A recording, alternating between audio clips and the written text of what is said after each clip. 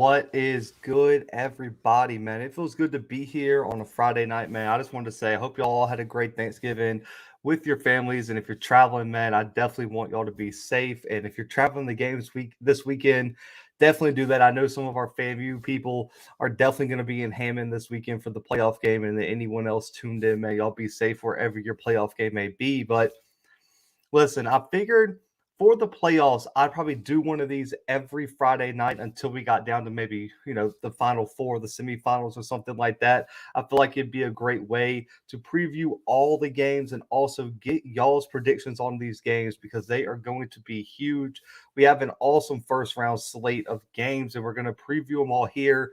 I will give y'all all my first round predictions and we'll go through them. And I want y'all to comment, give me your predictions, your thoughts on each game, and we can break down these teams. And then at the end, depending on our predictions, I also want to talk about what are the best potential round two matchups that we could see. Who do you want to see win just based on the potential of a great second round matchup?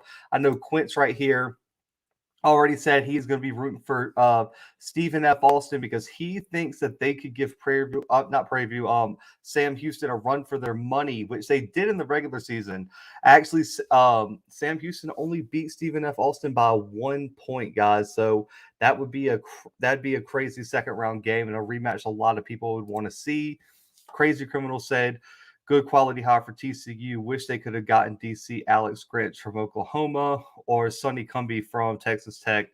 I agree, man. I think it was a good hire. I think they knew who their guy was, and they just kind of went with it and made that hire. But, guys, let's not waste any time, man. Let's not waste y'all's Friday night. Let's get right into it, man. Shout out to I forget the site that released these FCS lines early. A lot of these lines on major sites won't be dropped until tomorrow, so they could change. But I got what I could for right now. But we're going to start Sacred Heart traveling to Holy Cross, and Holy Cross is a huge favorite in this one in a giant matchup in that top half of the bracket, man. Listen, this matchup's going to be interesting because I think this is going to be a very defensive heavy matchup. You got some great players in this one that you probably should pay attention to. Let's start with Sacred Heart, man. Their offense isn't outstanding. I mean, they're only putting up about 20 points per game this year, but they run the ball super efficiently with Malik Grant, over 1,300 yards this year, 9 touchdowns. Through the passing game, they turn the ball over way too much. You look at Marquez McCray, already seven interceptions to only 9 touchdowns this year through the air. That's not going to work against Holy Cross. So if you're Sacred Heart, you have to run the football this weekend, and that's going to be tough against this Holy Cross defense. But Sacred Heart also puts up about 160 through the air. And then also you look at Nassim Brantley, he's going to have a huge game at the wide receiving spot. But you look at their defense, and that's really where the strength of this team lies. They're only allowing about 14 points per game this year, and their passing defense, man, is one of the best in the country, man. Only 114 yards allowed through the air per game for this Sacred Heart defense. You look at Salam Horn, 3 interceptions, over 40 tackles, and then also Kevin Pepper at defensive end for them is a problem, man. 9.5 sacks this year, 12 tackles for loss, over 46 tackles for the year, and has 4 strip sacks on top of that in his 9.5 sacks. So Pepper has to have a giant game and get into the backfield if Sacred Heart really wants to win this game, in my opinion. I think this is going to be a huge test for Sacred Heart and probably one of their bigger tests of the season. Because when you go across the field and look at Holy Cross, man, they have an offense putting up over 35 points per game. They have over 216 rushing yards per game and also over 200 passing. They're extremely balanced, and it's due to Matthew Solka at quarterback, man. This kid is a problem, guys. Listen, their quarterback has 13 rushing touchdowns, almost 700 yards on the ground. Also has 10 passing touchdowns and over 1,100 passing. Holy Cross's offense has been a problem for most people that they face this year. You also have Jordan Fuller with 9 rushing touchdowns, but when you look at their offense, they play with no pressure for the most part because this defense is so good. And this is why I think this is a terrible matchup for Sacred Heart, is when you look at this defense for Holy Cross, they're only allowing about 77 yards rushing right now per game. Jacob Dobbs and Liam Anderson are probably the two players that you're going to want to watch the most this weekend if you're watching this game. Absolute studs in the front seven for Holy Cross. Dobbs, 8 sacks, over 112 tackles this year, guys. Dobbs can play sideline to sideline. He is everywhere, and he's probably going to be one of the top keys for Holy Cross this weekend in this game. Now, Liam Anderson, 13 and a half tackles for loss, 3 picks, and he also has almost 70 total tackles, while John Smith in the secondary is their best DB.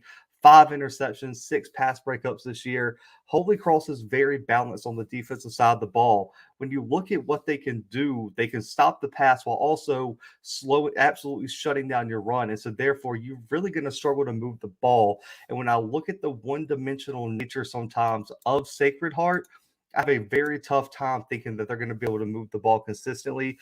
I have Holy Cross in this one. I have Holy Cross, I would say 31-13 this weekend over Sacred Heart. I think they kind of pull away late in this one. But overall, I think Holy Cross is the more complete team compared to Sacred Heart. And I think that's going to show itself this weekend with a big win for Holy Cross.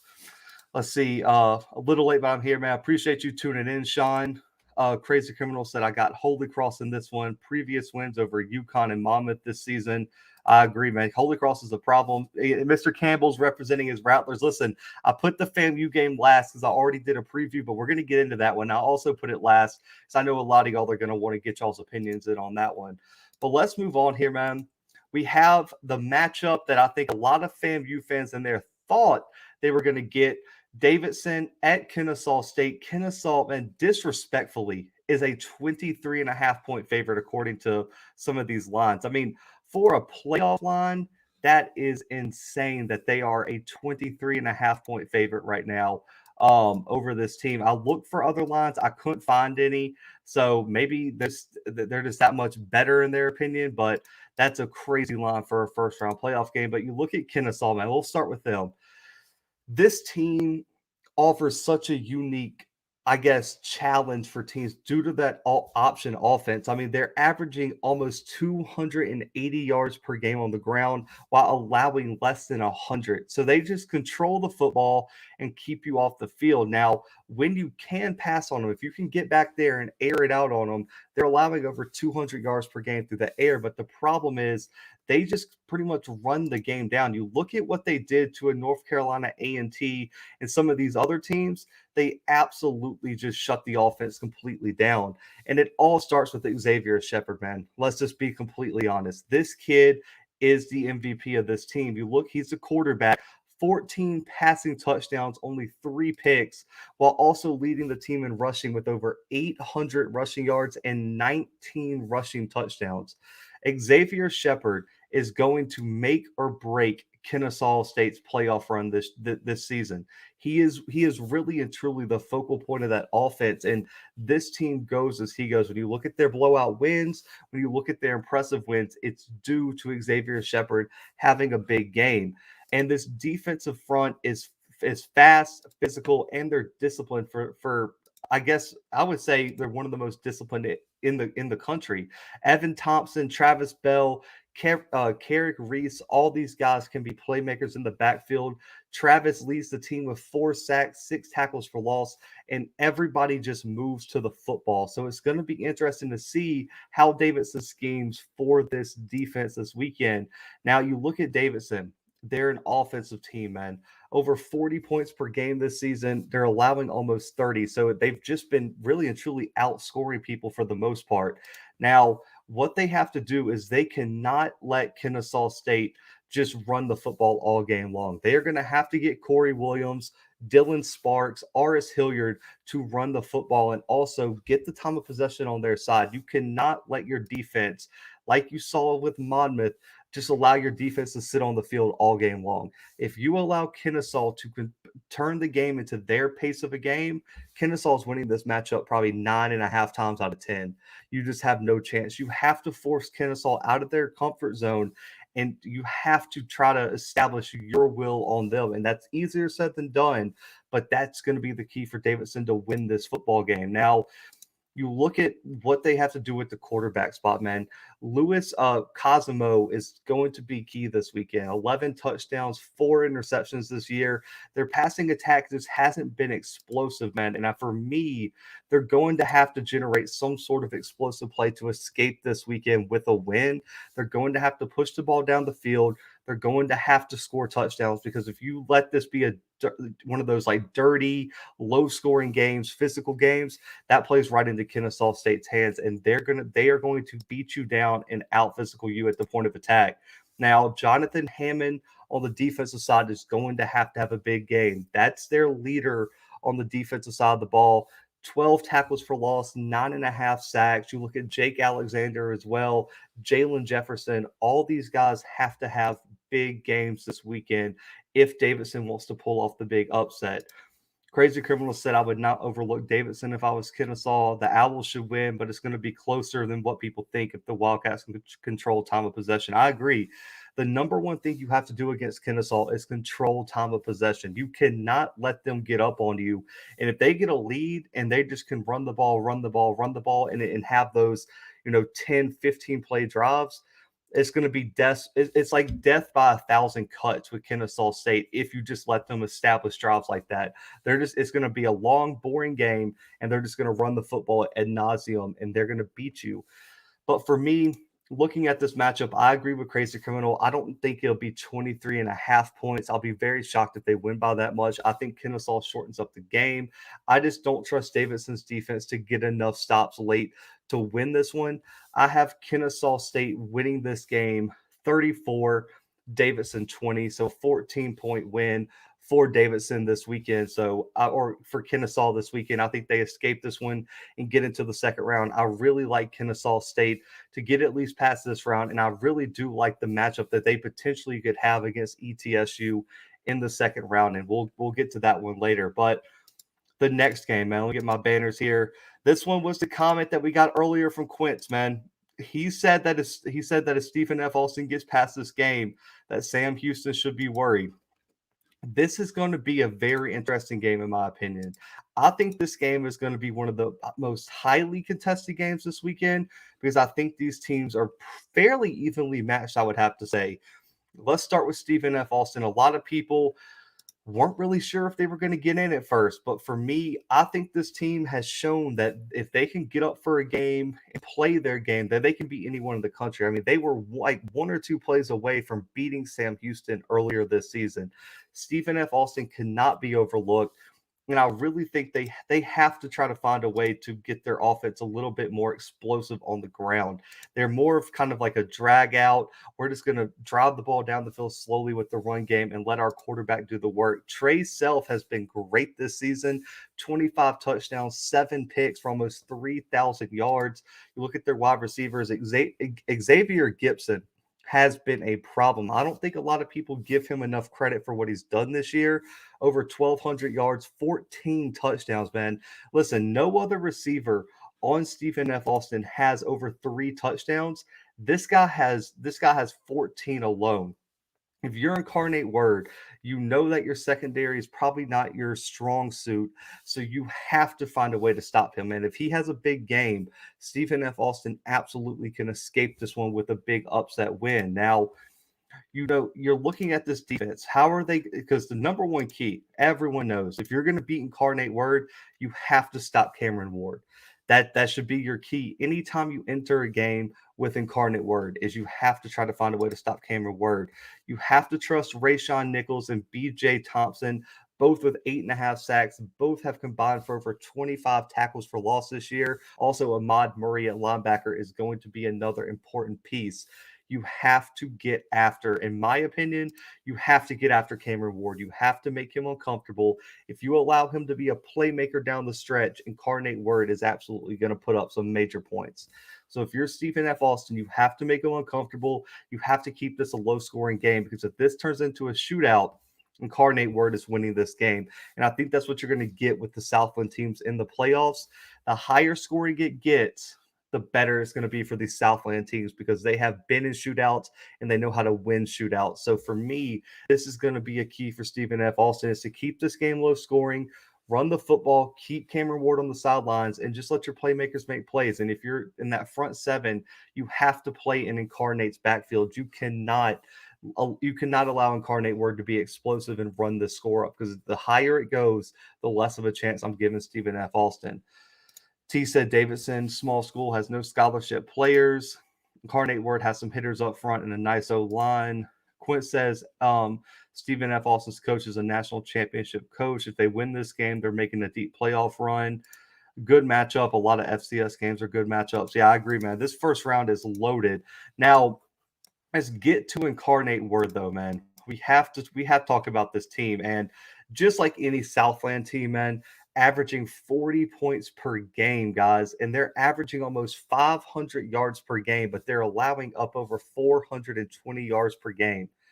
I mean, listen, for me, when I look at this team, they are going to just have to keep putting up points, because I don't know if their defense is going to be able to keep Stephen F. Austin under 30 points. You have to just keep scoring. And listen, the key, and I've always said this on my show, if you have a top 5 player in the country potentially in Cameron Ward, and just like any other team that has one of those, like an Eric Barrier, or you have a Cole Kelly, the key to the game is to give the ball to your best player and let him go win the game. Cameron Ward was built for this moment, man. Over almost 4,000 yards passing, 38 passing touchdowns, only 10 interceptions. Let Cameron Ward go win you this game. That's going to be key. Let him find Taylor Grimes. Let him find Robert Farrell. And also, I mean, even Darian Chaffin with 9 receiving touchdowns. They have like 4 or 5 guys with over 5 receiving touchdowns. So for me, they just got to let Cameron Ward be the playmaker, put the ball in the air, go make plays. Kevin Brown, Marcus Cooper on the ground can do their thing. It's a nice two-headed monster. They combined for almost 20 rushing touchdowns this year and over 1,300 rushing yards. For me, it's a battle of, can Stephen F. Austin play in the backfield and play tough defense, or can Incarnate Word run up the score and win another huge shootout? Let's see. Quince Blue got you off record, man. Man, I appreciate it, Chris. Thank you for tuning in, man. He said, "What in the baby B12L is going on?" Listen, Mr. Campbell, man, the Southland, it is all offense. It is all points. It's all explosion, man. Those games, I will not lie. The Southland games are so fun to watch, man. They put up so many points. You know, outside of probably McNeese.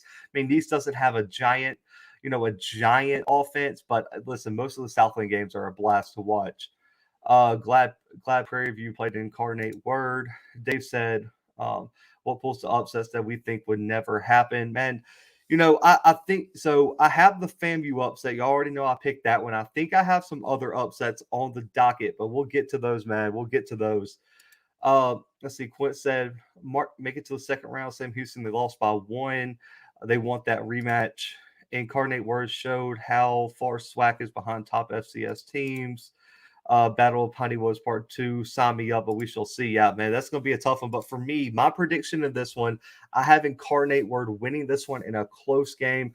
I really think it's going to be a high-scoring game. I have Incarnate Word winning this one 41-35 over Stephen F. Austin this weekend. So I have Incarnate Word going to the second round and facing off against Sam Houston State. And I think and I agree with Quince here, guys. I will say this. Whoever wins this matchup, I really do think they're going to give Sam Houston a very, very tough game in the second round. I don't think Sam Houston can overlook either of these teams. When you look at how Stephen F. Austin played them earlier this season, and you look at someone like a Cameron Ward and this offense for Incarnate Word, you have to give either of these teams a chance to get Sam Houston, because I don't know if I think Stephen F. Austin is one of the better teams that Sam Houston's played, and I don't think they've played an offense like an Incarnate Word. So I think Sam Houston's going to be in for a rough second round from either of these teams. T said he also has Incarnate this weekend. But, man, moving on to the next one, we have a huge matchup here. I'm excited for this one. UC Davis versus South Dakota State this weekend, man. This one's going to be fun. I really do think this is going to be a good game. We'll start with South Dakota State, man. They were the runners up. They were the runners up last year. They were what, one play away from potentially beating Sam Houston last year. I had Chris Duncan on the show. He said they're on a mission to win another. It is a huge mission to win a title this year. They said they feel like they let it slip out of their hands, and I really think and Dave, you asked me who I think like really and truly can make a run from this first round. I think everybody in that lower is like the lower left hand region of that bracket with Villanova and them. I think everybody should be afraid of South Dakota State. If this team gets rolling, man, they're going to be hard to stop because I really think that this is one of the first round teams that I think can make a very, very deep playoff run if this team gets clicking. I agree, T. If their offensive line gets rolling, I mean, it's going to be a problem. And their defense is just so physical and they have so much experience and they know exactly what to do. So for me, I really like South Dakota State this year. But listen, if you have watched South Dakota State this year, you know who the playmaker is. Pierre Strong was one of the finalists for the Walter Payton of the Year award for the past 2 years. He is a problem at the running back spot. Over 1,300 yards. He's averaged 7 yards a carry this year, guys, and 15 rushing touchdowns. And you got to give the O-line some credit, but I really think Pierre Strong's one of these names in that running back draft class that's really going to emerge as a favorite to be one of these top FCS picks. I love what Pierre Strong brings. His explosiveness and his ability to be patient and hit the hole, for me, really separates him from a lot of these other running backs at the FCS level. And then, of course, man, you know my guy. I rock with him. Chris Duncan brings a lot of experience to that quarterback room, man. 20 touchdowns, 5 picks this year, over 2,400 yards passing. Chris Duncan has to live up to the potential. He said that he saw South Dakota State in the national championship last year, and that's why he wanted to come to win a national championship himself. He transferred from Stanford, and this is his ability to do it. They have to look impressive this first game. They have to get some momentum going into a tough stretch to get back to the national championship. Chris Duncan is going to be key this weekend in terms of efficiency and giving the Jackrabbits a little bit of balance. Now, at the wide receiver spot, Jaden Janke and Tucker Kraft have to play big football this weekend. Combined for over 13 touchdowns this year, and they got to play huge. And also, yeah, Jackson Janke is his brother T, and he also is the leading receiver with 890 yards. The set of twins and Tucker Kraft have to play big this weekend. And on the defensive side, man, when I tell you, really and truly, I love how this defense plays. I really do. I think their linebackers are absolutely sideline to sideline players. You look at Caleb Sanders and Reese Winkleman on the D line, over 20 tackles for loss combined and over 10 and a half sacks for these guys. They play all over the field. You look at a Logan Bacchus, you look at these linebackers, they can play all over the place. And I really think for me, South Dakota State's defense is why I think they absolutely can make a run. They are not going to let a lot of people create explosive plays, and their defense has the ability. And I like what Dave said. South Dakota State is built identical to North Dakota State. All three facets of their game are rock solid. That's a fact. And they turn turnovers into points. There's been multiple games this year where they can turn an interception, a fumble recovery, a strip sack. They're taking it to the house if it's there. They are playmakers on both sides of the ball. And I really think because of some struggles that South Dakota State had down the stretch, I really think a lot of people are underestimating how talented this team really is going into playoff time. And I really think they can surprise a lot of people. Now, on the other side, man, UC Davis, 8-3 this year. Also very balanced with the football, man. And for me, UC Davis just I think they should have to run the ball, man. You've got to try to keep Pierre Strong and Chris Duncan and this South Dakota State offense on the sideline, man. You've got to look at Alonzo Gilliam at running back. You look at Trent Tompkins. These guys have to have big games on the ground because if you don't, South Dakota State is going to wear you down. And listen, like T said, South Dakota State defense beats teams in the second half, and so does their offense by wearing you down the stretch, man, because they understand. And I think Dave and some of the other big FCS people can say this. A lot of the other country, in the MVFC, I really feel like the depth of teams, especially at the line of scrimmage, are very different, and that's what separates the Missouri Valley and the Big Sky even potentially from the rest of the country. Is sometimes their depth, but especially the Missouri Valley, man. They are so deep at offense, defensive line, linebacker. Those front sevens do not wear down like the rest of the country does, and I think you see that at playoff time every year. Is they're just able to out physical you in the second half. So that's why UC Davis has to run the football, keep their defense fresh, and also try to wear down this front for South Dakota State.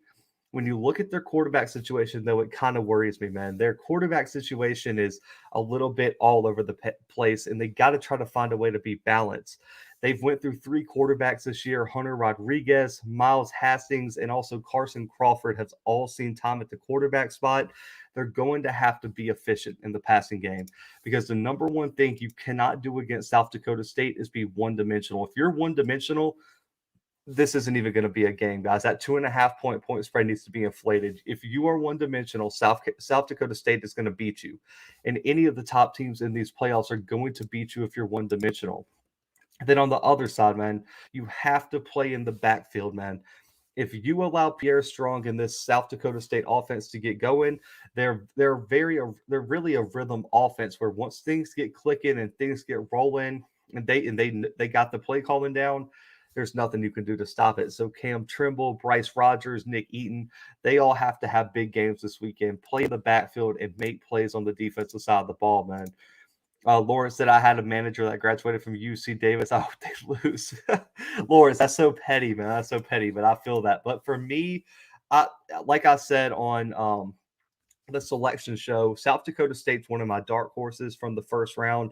I have South Dakota State winning this one, and I have them winning, I would say, fairly convincingly. I have South Dakota State winning this one 35-21 over UC Davis. I have a 14-point win for South Dakota State. I think they just come out and make a statement. I think this team's fired up. They really went through some struggles late in the season, but I think now it's playoff time and they just turning up to a different level. And you see that a lot from these Missouri Valley teams. They know what they know what to do when it comes to playoff time. North Dakota State, South Dakota State, all these teams, they turn it on in playoff time. So I'm going to go with South Dakota State here in a 14-point win over UC Davis. Steve says South Dakota State big over UC Davis, especially with Chris Oladuncan and Pierre Strongman. I agree. I think this team is built for a playoff run, especially after last season. Now, the next game, man, and I'm very excited about this game. I was actually surprised to see the point spread as high as it is for this one. I mean, Missouri State, 13.5-point favorite over UT Martin in this one. I didn't think this spread would be that big, but listen, Missouri State, battle tested. They've went through some huge games, man. I mean, you look at Oklahoma State, that's potentially a college football playoff team, and they lost that game by 7. Then they get upset by Youngstown State. They were only 7 points away from beating North Dakota State. They got big wins over South Dakota, Southern Illinois, UNI, all playoff teams. This team has played and competed against the best of the best. So I'm excited to see what this team does in the playoffs. And it all starts with the quarterback play, man.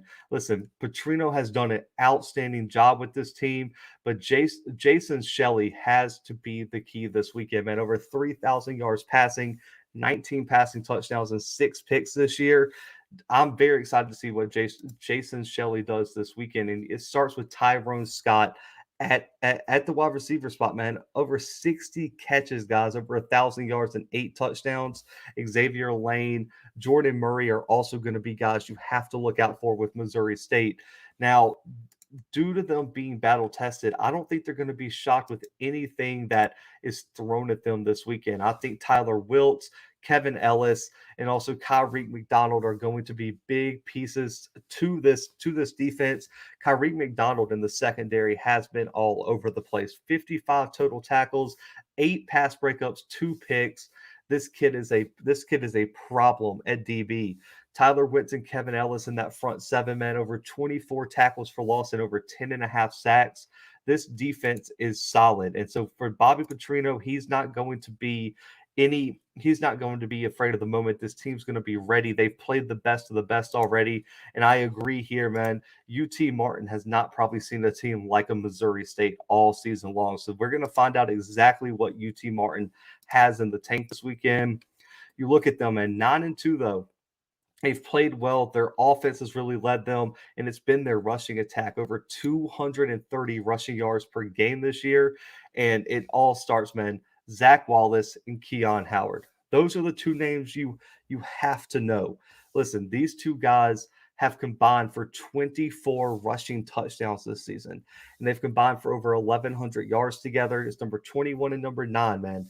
They are going to have to be the keys this weekend. Also, Peyton Logan, over 900 yards rushing, over 7.5 yards per carry. They're going to have a 3-man rotation all day long, and they are going to try to run it right down Missouri State's throat. Now, it's going to be up to Bobby Petrino and this Missouri State defense to stop them down the stretch. Now, their passing attack is okay. I mean, Keon Howard is the quarterback, but he's more of a rushing threat for me. I mean, 15 touchdowns to 7 picks. He's completed less than 60% of his passes, and no wide receiver has over 5 touchdown catches. I just don't think their passing attack is good enough to do it against this Missouri State secondary. So being one-dimensional is a giant, giant concern for me. So Missouri State, I think, should win this game. And I just, man, listen, a 13.5 is a lot of points to give up in the playoffs, but I'm going to go Missouri State here, 28, UT Martin 17 this weekend. I just think Missouri State, like I said, battle tested. They can do it either through the air, they can do it on the ground, and their defense, I think, is going to be too good for a mostly one-dimensional UT Martin team, because I don't trust them to throw the ball this weekend whatsoever. So I'm going to go with Missouri State this weekend, 28-17. Lawrence said, I got Missouri State easily. Bobby Petrino is a good coach. Let's see. Crazy Criminal said Missouri State has been battle tested. Bobby P has high-level coaching experience and has faced adversity most of his career. State will be ready. I agree. I don't think they're going to be afraid at all. VP talking Willie Simmons, head coach him to FIU. Let's see, great coaching makes programs without top recruits. John said when Pacino was at Arkansas, I honestly believe he had the 3rd best team in the country in 2011. Listen, Arkansas is okay. They had a big win today. Sam Pittman's doing his thing. They still miss Petrino, man. That team was disgusting under him. Let's see, Rattlers. I don't think either one of them are leaving FAMU. Listen, I'm not getting into coaching rumors. Listen, Mr. Campbell about had me and Scotty's head when he was mentioned with the Florida job. So I'm staying out of the SWAC coaching rumors for at least tonight. But let's get to our another matchup, man. Northern Iowa traveling over to the red turf, man, at Eastern Washington, 3.5-point favorite. Listen, if y'all tuned into the show, y'all know who I'm picking, right? Like, who I'm riding with. Like, I might as well have a red shirt on. I'm riding with the Eagles, man. I'm riding with Eastern Washington. That's my guy in Eric Barrier. And I've already said that them, along with South Dakota State, are going to be the teams in the first round that I think are going to be tough to beat. So let's just break it down, though. I mean, 46.5 points per game right now for Eastern Washington. And it all goes back to, in my opinion, I'll say this, in my humble opinion, I think the best quarterback in the FCS right now in Eric Barrier, almost 400 yards per game passing. And listen, Eric Barrier is a problem, guys. Listen, as much as I was very complimentary about Cole Kelly this week with my FAMU preview, the Eric Barrier, in my opinion, should win the Walter Payton Award. He's completed almost 70% of his passes for over 4,200 yards, 40 passing touchdowns, only 6 interceptions this season. And also he had 3 rushing touchdowns as well. So for me, I think Eric Barrier has done it before. I mean, he's gotten Eastern Washington to the dance before, and Eric Barrier is a problem at quarterback, man. Listen, I can't say enough, man. I think he is going to win this game by himself almost. So it's tough to pick.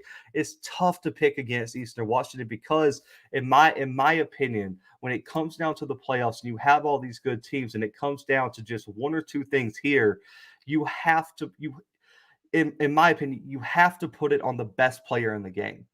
And when I look at the quarterback comparison between, Eric Barrier and UNI with I believe it's Theo Day, man, it's clear. Theo Day has 15 touchdowns to 10 interceptions this year with only 2,100 yards. I don't think right now that it's even a comparison on who has the better quarterback this weekend. So yeah, like I like what Mr. Campbell said, Eric Barrier, like that's exactly how I feel. I'm gonna release one of those cartoon things like Scotty did, the animated ones. But when I look at Eastern Washington too, as much as I love Eric Barrier, Dennis Merritt at the running back spot gets overlooked a lot due to Eric Barrier's potential. He's had over 800 yards rushing and 14 rushing touchdowns. Merritt is not any scrub. And when you look at the wide receiving core for this team, man, they have multiple guys that can go win a game. I mean, you have I believe it's Tolo Jones, Andrew Boston, Efton Chisholm, Freddie Robertson. Merritt in the passing game has over 300 yards. They have multiple guys at that wide receiving spot that Barrier can trust, and he likes to spread the football around. But his playmaking outside the pocket really separates him from the rest of the quarterbacks in the country, man. And when you look at their defense, Jack Sindelbach, man, is going to have to play big. You look at Joshua Jerome, 13 tackles for loss for him, three forced fumbles this year. Ty Graham, Brock Harrison. These guys are going to have to play big on the defensive side of the ball because the biggest critique for Eastern Washington, and y'all can put it in the chat, the biggest critique for Eastern Washington is they don't play defense. So they have to step up in a big way this weekend. Luckily, Northern Iowa doesn't have a super explosive offense, but if they're going to make a realistic run in the playoffs, they are going to have to play some sort of defense. Now, you look at UNI, their defense is only allowing 17 points per game. They've done a great job in the rushing attack, but they're allowing over 200 yards passing a game, and that's the matchup I think you're going to have to focus on. And if you're Dom Williams, if you're Bradrick Shaw, Vance McShane, you're going to have to run the football. Listen, if UNI does not run the football and does not win the time of possession, it's not even going to be close, in my opinion. They are going to have to control the clock. You're going to have to do like a Montana State did, run the football, take advantage of this defense, and try to keep Eric Barrier out of his rhythm. The more drives you give Barrier, the more opportunities you give for him to see your defense and for him to go to the sidelines and adjust. And that just cannot happen. So for me, you have to run the football if you're Northern Iowa, or this game could really, really get out of hand. And when you look at the defensive side of the ball, you have to get to the quarterback, man. Listen, Jared Brinkman and Caden, I believe it's Houtelling. These guys have to play big, but especially Jared Brinkman. He's an All-American, 13 tackles for loss, over 7 sacks this season. If you don't get pressure on Barrier, force him off his spot, and make him uncomfortable, similar to what Weber State did, you are not going to beat this Eastern Washington team this weekend, especially on the road. It's a long trip up into the cold. Listen, it gets cold up on that red turf. It might be red, but there might, I don't, y'all can let me know. I haven't checked the weather. Is it going to snow up there? Because it's got to be cold, because it was cold in like September for these games, man. So let me get to these comments before I make my official prediction. Let's see. Yeah, John, they are the team with the red turf up there. They got the red and black turf. UNI, Trevor Penning, be serving pancakes. EWU Barrier has a rocket on his shoulder. I watched FAMU series on ESPN Plus. Simmons going for the right job. It's tough to pick against EW, especially against the best quarterback. Man, appreciate it, Yusuf. Definitely hit the thumbs up. Glass not getting drafted. My problem with EW is that they can get to that quarterback and ride them. They lose that game plan. I agree. That's why I said pressure has to be the number one key, Dave. If you can get to Barrier, you give yourself a chance. But if you can't get to Barrier, it's going to be a long night, in my opinion, for UNI. FAMU will beat Southeastern. Lawrence going with the UNI upset, man. That's crazy. Lawrence said Northern Iowa's beating some good teams, but Eastern Washington is better. Eastern Washington had a tough schedule. They just needed to rest up. Eastern Washington by 40. Ooh, UNI can hit, but they get undisciplined. Wide receivers are beast. If Eric Barrier gets going, it's going to be a long a long day. Let's see. I watched Eastern Washington against Portland State last week. Portland State was hanging up for a couple quarters. That third quarter got them. Yeah, man. I mean, Lawrence, that's the way with this offense, man. Listen, you can be in the game 1 second, and then this offense, the way it scores is you can have a blink. If you have like 2 or 3 bad drives, you could have like a 21-point swing because if you make one mistake, this offense is probably going for 7. So that puts a lot of pressure on the defense to play perfectly all game long. Steve, the battle of two good coaches, Aaron Best and Mark Farley. EWU is undefeated at home. You and I play smash mouth ball. I think if they could push the O-line around and get them tired, that would be an X factor. I agree, man. I definitely agree with that. Let's see. Lawrence sent me the picks. Yes, Kennesaw State winning, FAMU winning, UNI pulling the upset, Southern Illinois pulling the upset. Man, Stephen F. Austin pulling the upset. Man, you got all upsets, Lawrence. Man, I think the only favorites you picked were Kennesaw and yeah, I think it's just Kennesaw. So Lawrence is going all upsets in the first round other than Kennesaw State, man. That would cause chaos in the second round.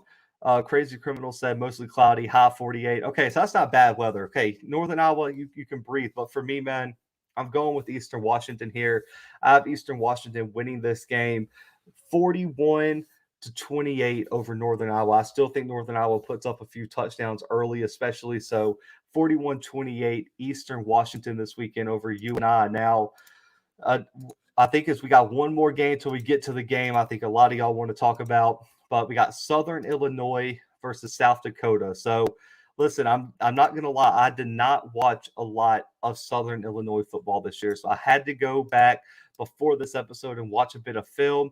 But I'll start with South Dakota in this one, man. I think this game is going to be very, very competitive. This is one of those Missouri Valley Conference games that is going to be. I think this is going to be a competitive game. You know, you look at Southern Illinois, man. Their defense hasn't been great this year. I really think their defense has let them down at times. When you look at South Dakota, I really think their defense might be the strength of their team. Their offense has not been super consistent, so I'm wanting to see how that kind of gives. When you look at South Dakota, in my opinion, it starts with the running game with Nate Thomas and Travis Thies, or I believe it's Travis Thies. Both of them combined for over almost 15 touchdowns, over 1,200 yards. Running the football in this game, I think, is going to be key. Um, oh, he said I disagree with most of those picks.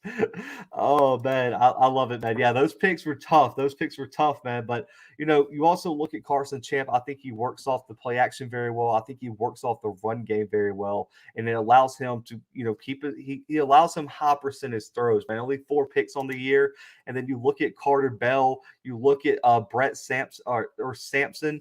Man, these guys are big at the wide receiver spot. But for me, you look at the defense, and Nick Gaze, Jacob Matthews, and Brendan Webb are going to be the X factors. I think South Dakota can win this game on defense by slowing down a Southern Illinois offense that sometimes is a little bit inconsistent. And this is going to be I think this is the toughest game for me to pick. I would say, you know, I have my little notes here. I was like 51-49 on this pick.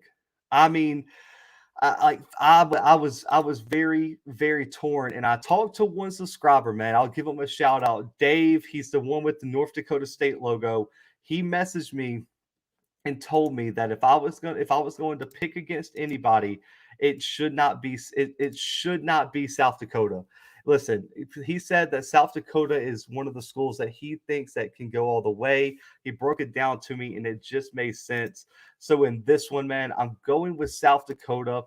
And I think it's going to be a close one. Listen, I'm going to say South Dakota 21, Southern Illinois 17. I got a very, very close game in this one.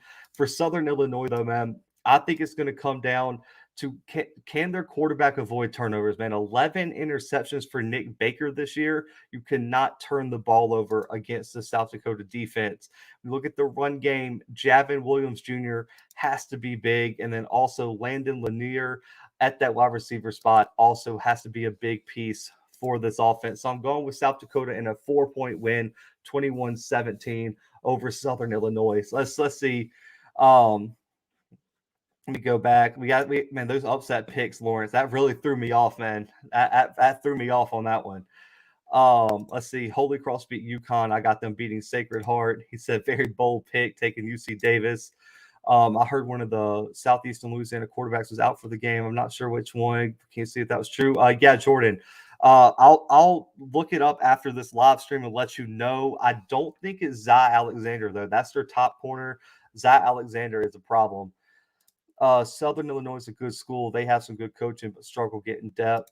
Lawrence just bet all of his chips at the table. Lawrence, listen, if you wanted to make some money, depending on how confident you are, if you could put all those upset picks like on a parlay where you take like the upset money line, you could probably win thousands of dollars this weekend if you could find the right, betting site, depending on which state you're in. I won't vouch for illegal betting on the show. Don't want to, burn any bridges with that one. But listen, if you can find a site to get that parlay in, you can make money off that parlay if that all hits. Montre said FAMU scores over 40 points. Defense helps tremendously with the win. In running game, I see over 400 yards. Man, listen, if FAMU runs for 400 yards, Montre, that is, listen, I will come on the show and whatever y'all need. I need Mr. Campbell to send me a Bishop Bonnet jersey. I'll have to shave my beard and paint my face like Scotty. I mean, listen, 400 yards would be crazy, but I definitely could see it being a high-scoring game, especially with Southeastern's defense not being the greatest.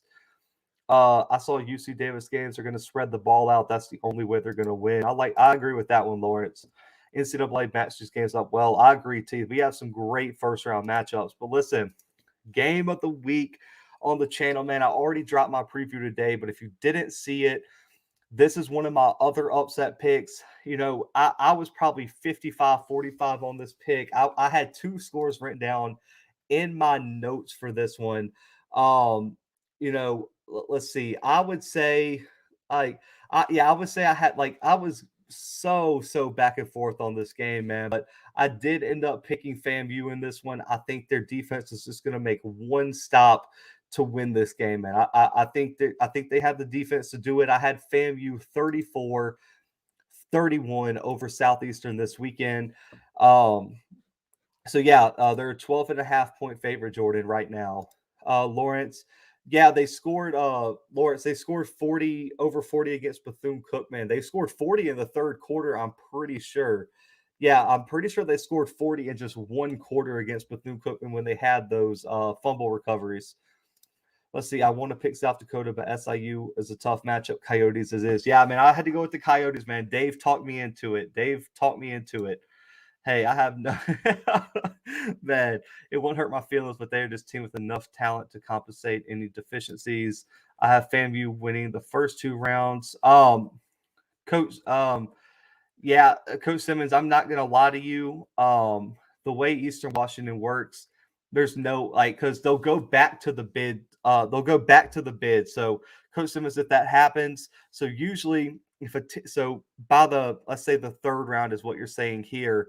If they get to the third round and so does Eastern Washington, neither team was seeded, they'll go back to the bids that teams made.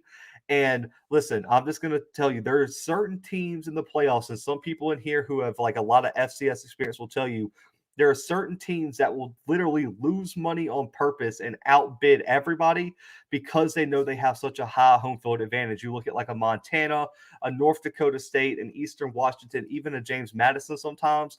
They will bid stupid prices to go to host games. I promise you FAMU is not outbidding Eastern Washington if it comes to that. Eastern Washington will sell their soul to host that game. They are not going to want to go to Bragg, and they are going to want FAMU to come to the red turf up in Eastern Washington. Listen, Eastern Washington will sell the deed to the school to host that playoff game, Coach Simmons. I would almost got – listen, ESPN does not have any say. They're not ESPN is not going to donate any money to help FAMU, I promise, because that would be collusion that would definitely be collusion. But listen, I'm telling you, Eastern Washington is not going to be outbid in the playoffs to host a playoff game against FAMU. I'm just telling you, I promise, I usually kind of ease back, but I'm telling you, Eastern Washington is one of those teams that they will put up however many millions of dollars that you think you need to host a playoff game. They will literally lose like $2 million that weekend just so they don't have to travel. Because when you look at the home field advantages in the FCS, you look at, I would say, a North Dakota State, you look at a James Madison, you look at a Montana and Eastern Washington, those, those schools have such a home field advantage due to, whether it's weather up in Montana and Eastern Washington, whether it's the dome, whether it's the red turf. James Madison just has a great environment in the first place. I personally, Eastern Washington's got the donors. I mean, it's going to be absolutely insane. Let's see. Let me catch back up on these comments. My question is, which SWAC team fan base becomes the biggest haters and talks if FAMU pulls off the upset? Easy question, Dave. Easy question. The biggest haters that if FAMU makes a run, sadly, okay, so I wouldn't say the real fans, but more like the bandwagon fans. It would absolutely be Jackson State fans would be the biggest haters, especially if something happened where Jackson State lost to Prairie View or something. They absolutely would just, I mean, listen, the SWAC groups already hate FAMU for going to the playoffs, it seems like. So I couldn't imagine if they made a run and something happened to Jackson State in either the SWAC championship and or the Celebration Bowl. It would be a problem. Let's see. I sent FAMU head coach earlier broadcast. Hopefully they'll move Savion to the inside, because if they lose, it's because he didn't take your advice. Listen, Dexter, I'm not going to give myself that much credit. Listen, but I do think they're going to have to get pressure from the inside. So if y'all didn't see my preview earlier, I'll go ahead. I already gave y'all my prediction, but I think the key for FAMU's defense is, one, the corners have to play on islands. Listen, they're going to spread. Southeastern's going to spread you out. Listen, they are in 4 wide no matter what. I mean, it's 4 wide regardless, sometimes 5 wide. And when they're not in 4 wide, the running back and the H-back are probably still going to go out on routes after they, maybe chip block or something like that. So for FAMU, they're going to have to play on islands. They're going to have to try to get the rhythm of Cole Kelly off. And the reason that I think, in my opinion, the reason that I personally think that they're going to try, how they're going to try to do that is get pressure up the middle. I personally think that if you don't get pressure up the middle on Cole Kelly, if you get it off the edge, your edge rushers are going to get taken too far up the field. And if that happens, I personally think Cole Kelly is just going to step up in the pocket and get loose on you, unless you have a very athletic SPA. Because the problem is, even if you have a SPA, do you trust that SPA, and does he have enough size to bring Kelly down in the open field? That's going to be the question for me. Does he have the size to tackle a 6'7", 260 quarterback in open space? Now, whether he does or not, that might be a different story. So, for me, that's the key for FAMU's defense. And when you look at Southeastern, you just have to put it in the hands. You just have to put it in the hands of Cole Kelly. I mean, like I said with Eric Berry and Eastern Washington, when you have a generational talent quarterback, one of the best FCS quarterbacks ever, put the ball in his hands and let him ball out. You have the wide receiving core, you have the offensive line, you have the creativity. Don't change anything. It's worked for you to this point. Don't change anything on the offensive side of the ball. And on the defensive side of the ball, you have to load the box and you have to make Rashawn McKay beat you. If you allow Rashawn McKay to beat you, or if you allow them to run the football at you, it's going to be a dumb game plan. You have to force Rashawn McKay to beat you. If Rashawn McKay doesn't have to throw at least 30 times, I think Southeastern had a terrible game plan. You are going to have to load the box and make Rashawn McKay throw the football. And if you don't, that's going to become a huge problem for me. So let me get back to these comments here. He said, Dexter, that'd be crazy if Big Blue called it. I'd be stoked for the big dog, man. I appreciate it. Rashawn is doing just what he needs to. Interceptions, lost last 3 years in the Classic. Quit giving bro so much grief. Well, no, I'll put it like this much, right? I don't think Rashawn McKay is a bad quarterback. I think he's played way above expectations this year. The thing is, though, I think FAMU is still better at running the football. Like, I'd be more afraid after what Nichols did to me last week, where Nichols ran for almost 300 yards and 5 touchdowns. I would be much more worried that FAMU is going to run the ball, keep my offense stuck on the sideline. So I will take my chances with McKay. I don't think they can let McKay get loose. It's not that I'm hating on McKay. I just think Bishop Bonnet in that and Terrell Jennings and Jalen McLeod are just that good. I don't think Rashawn will cost him the game, but I like Southeastern's chances because their secondary can force interceptions because they lead the Southland in interceptions and they would lead the SWAC. So that's why it'd be a better strategy. It's not because McKay sucks or anything. It's just I think they'll have a better chance if McKay has to win the game than if Bishop Bonnet has the ball 60 times this weekend. EWU drawing a lot of attention and exposure with Barrier. Every round the minimum bid goes up. 10K first round, 30K second round, 40K quarterfinals, 50K semifinals, 60K onward. NCAA set the prices after the first round. Okay, appreciate that, Lawrence. Southeastern Louisiana O-line will lean on the D-line, and Southeastern Louisiana might get a couple picks if FAMU puts it in the air. No, John, that's McNeese. Yeah, that's McNeese. That has Coach O's son at quarterback. He has Cody. Coach Simmons, I worded it bad. I just see a lot of jealousy of the SWAC in the sense if FAMU wins a good amount, the fan bases won't be happy for them, but try to downplay it. That's already happening, Dave. Already happening. Let's see. Edo's son is that McNeese. Southeastern Louisiana will pick FAMU's quarterback if he puts in the air. FAMU could be not that good. I feel that to a point, but I still think he's not terrible. Let's see. I agree. Run it up. SE Louisiana picked off Nichols 2 times last week. That's not a slight. FAMU's a run first team. Yeah, I agree. That's what I was trying to say. I wasn't saying that Rashawn McKay is atrocious. I just think, in my opinion, I think they're a better run first team. Listen, I am a huge fan of Bishop Bonnet. I think Bishop Bonnet still doesn't get enough credit, in my opinion. I think Bishop Bonnet, and if it was any other year in the SWAC, like I said, I personally think Bishop Bonnet would run away with the Newcomer of the Year award in the SWAC. But when you look at how many other players are in there, you got James Houston, Shador Sanders, Shiloh Sanders. Kamari Everett. You have so many people that potentially could give you like a running thing in the award. You got Jawan Pass. They just so many people for me, and that's why I think Bishop Bonnet might get snubbed of that award.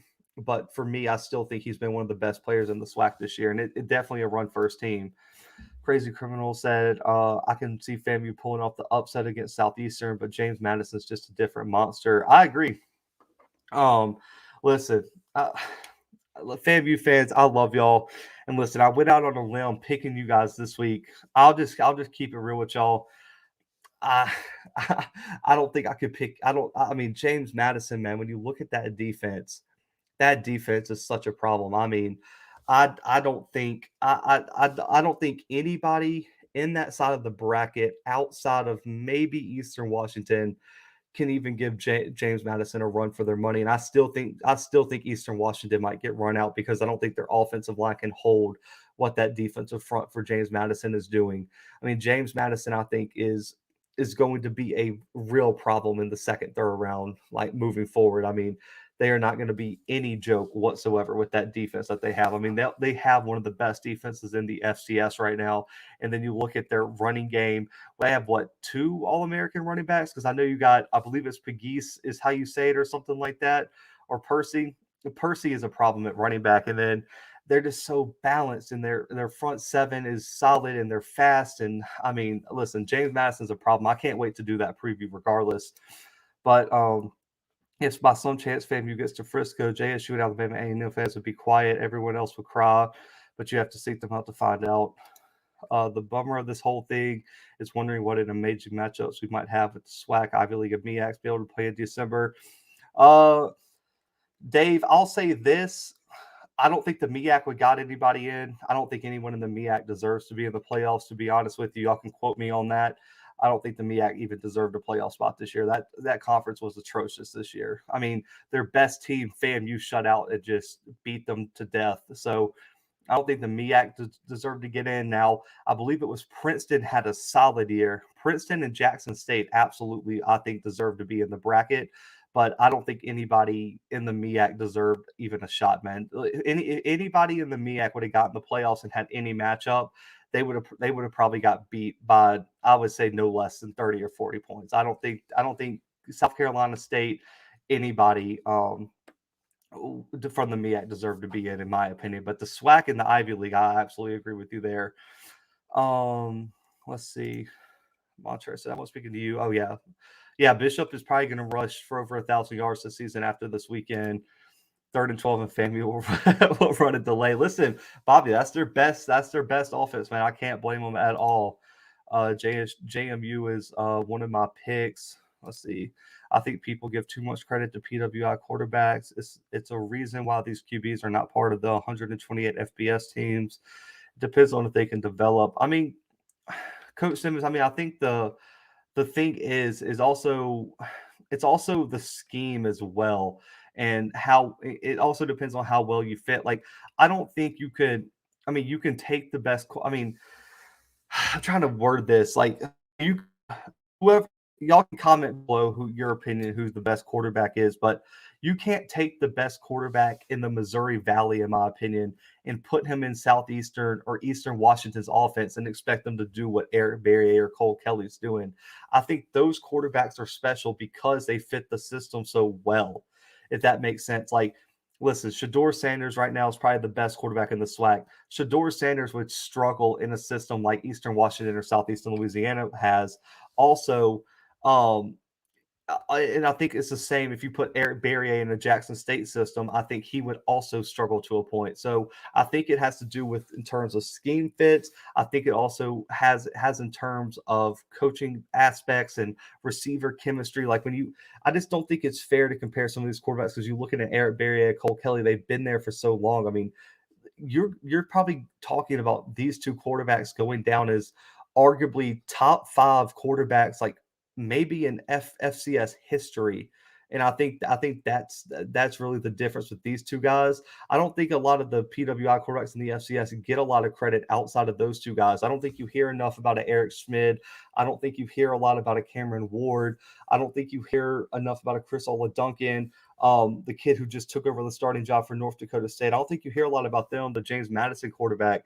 I really think the two quarterbacks that get all the hype really do deserve it in an Eric Berry and a Cole Kelly because nobody at either level, FBS, FCS, D2, are doing what those two guys have done year in and year out. So I think their longevity, I think their accuracy, their touchdowns, I mean, their athleticism, I think Cole Kelly and Eric Berrier absolutely deserve it. I don't think the narrative is there about the other FCS quarterbacks because, I mean, right now if I asked people to name me like the top 10 FCS quarterbacks, I think 1 and 2 would be Kelly, and I think you get a lot of variability in like the bottom half of that list. So I think I get what you mean to a point, but I think it's mostly just skewed by those top 2 guys right now. FAMU 2018-2019 offense to Gulf Coast is similar to SELU. Khalil said, "Hey, Blue, I know it's a stretch, but how could the SWAC conference move up to FBS?" All right. Khalil, I had an episode about this. It was probably January or June. I had an episode about this. It was when the Dion Big 12 comments came out.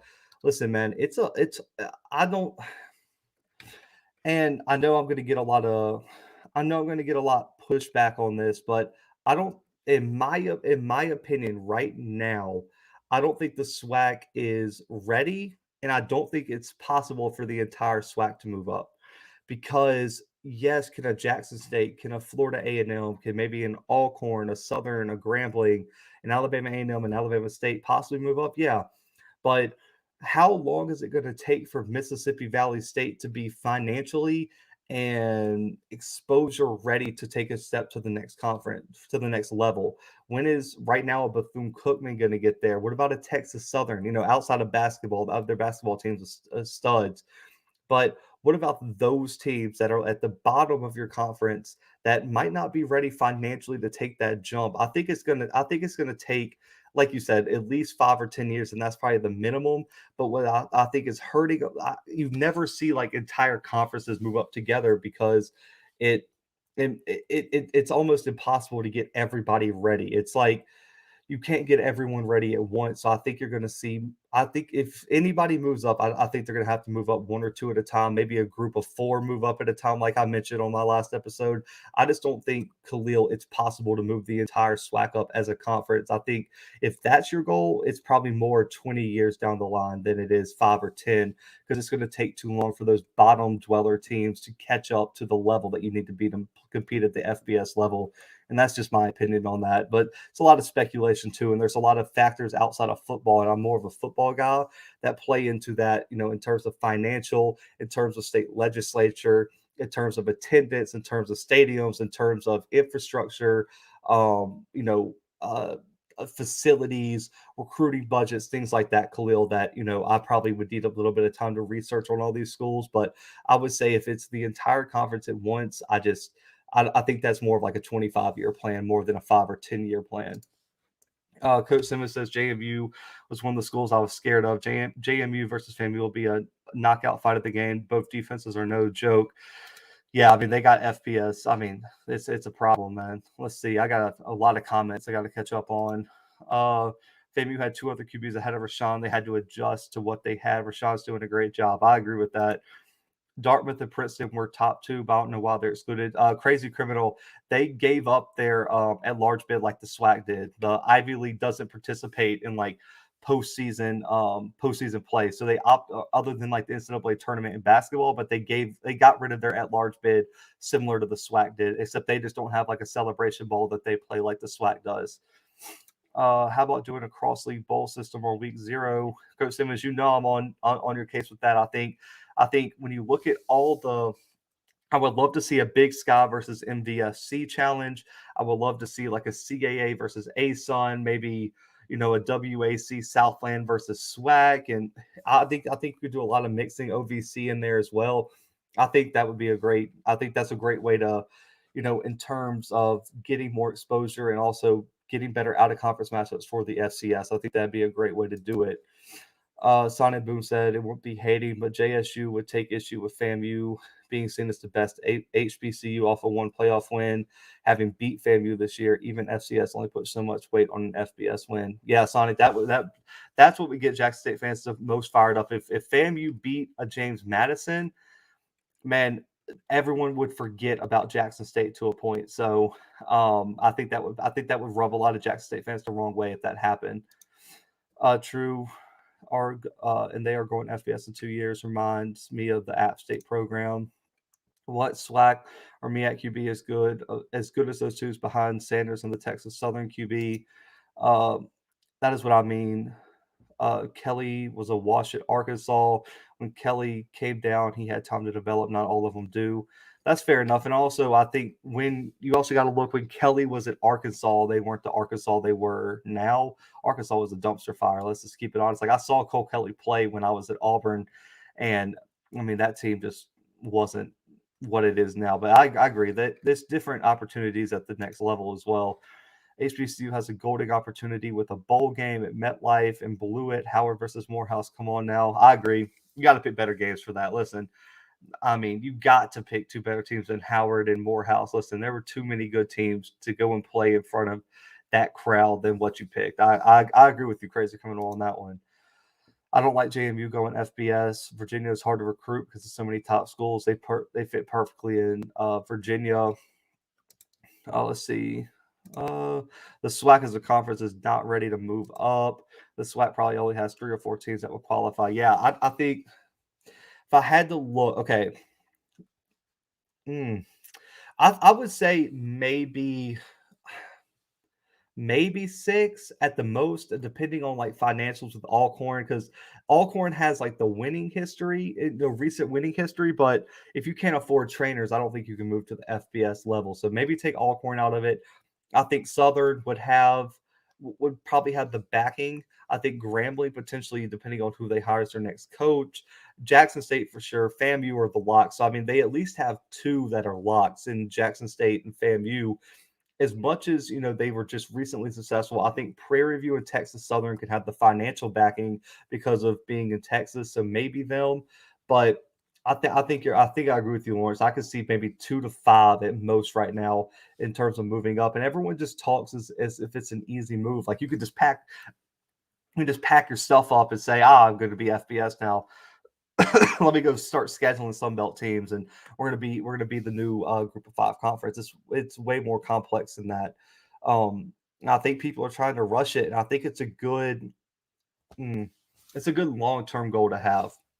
But for me, I think people are trying to rush the process. And in my opinion, when you rush something like that, you're going to be more prone to mistakes and more prone to more prone to setting the SWAC back as a whole. Because if you try to move up too soon and you fail, it's going to set you back at the FCS level too. It's going to set you back as a university and as a conference. So for me, I would rather it take longer and the SWAC do it right and the SWAC be ready to move up as a whole as a conference instead of trying to rush it to appease a handful of people, and then you ultimately end up hurting the SWAC because right now I don't think any of the bottom programs could compete at the FBS level. Let's just be honest. I mean, and I don't even think there's some of the top programs like an Alcorn that can financially compete at that level as well. So I think you would cause more problems for the SWAC to move up now and compared to, maybe 10, 20 years in the future. I know that sounds like a long time and everything like that, but I mean, like Mr. Campbell said, I mean, FAMU tried it and they failed, and it hurt their program to a point at that time to try to move up. And so for me, you have to do it right if you're going to try it. Would it be more beneficial to start playing the playoffs and grow before jumping right in the FBS and struggle to stay above water? So, um, Dave, you're going to get a lot of pushback on that. I'm just going to give you a heads up because of the financial benefits of the Celebration Bowl and the financial drawbacks of the playoffs. But, for me, looking at it, and I guess, and to a point, and I understand this and I've acknowledged this, is I acknowledge the optimist point of view of it because what I want to happen is the FCS and college football to pull away from the NCAA. We can restructure the playoffs, make it more financially beneficial, have a bowl system for FCS, and I mean, I think you can overall. I think there's potential there, but right now, man, I think the SWAC right now is not really focused on the playoff stage. They're going to be comfortable with sending their FAMUs or whoever finishes, third in the SWAC or the first team out of the conference championship game. They're just going to be comfortable with sending that team and seeing what happens. But they have a Celebration Bowl contract. And Dave, that is a fight. I promise you, man. Listen, I have seen both sides of that fight. That's not a fight you want to have. And I'm telling you, on both sides of it, there's people who are passionate either way. Right now, it's not going to be feasible for the SWAC just to do the playoffs. They're absolutely just going to do the Celebration Bowl and send their third base team to the playoffs. And I think this year it worked out perfectly because of how good FAMU is. Because FAMU is probably actually their second best team, and I think you're going to see that is whoever loses the Jackson State game, the Jackson State FAMU game, that team will probably get into the playoffs because those two teams are probably going to run through the SWAC over the next few seasons, in my opinion. Khalil said, "What if the whole SWAC's recruiting 5 and 4 stars that could help the SWAC?" Listen, Khalil, it's a good idea.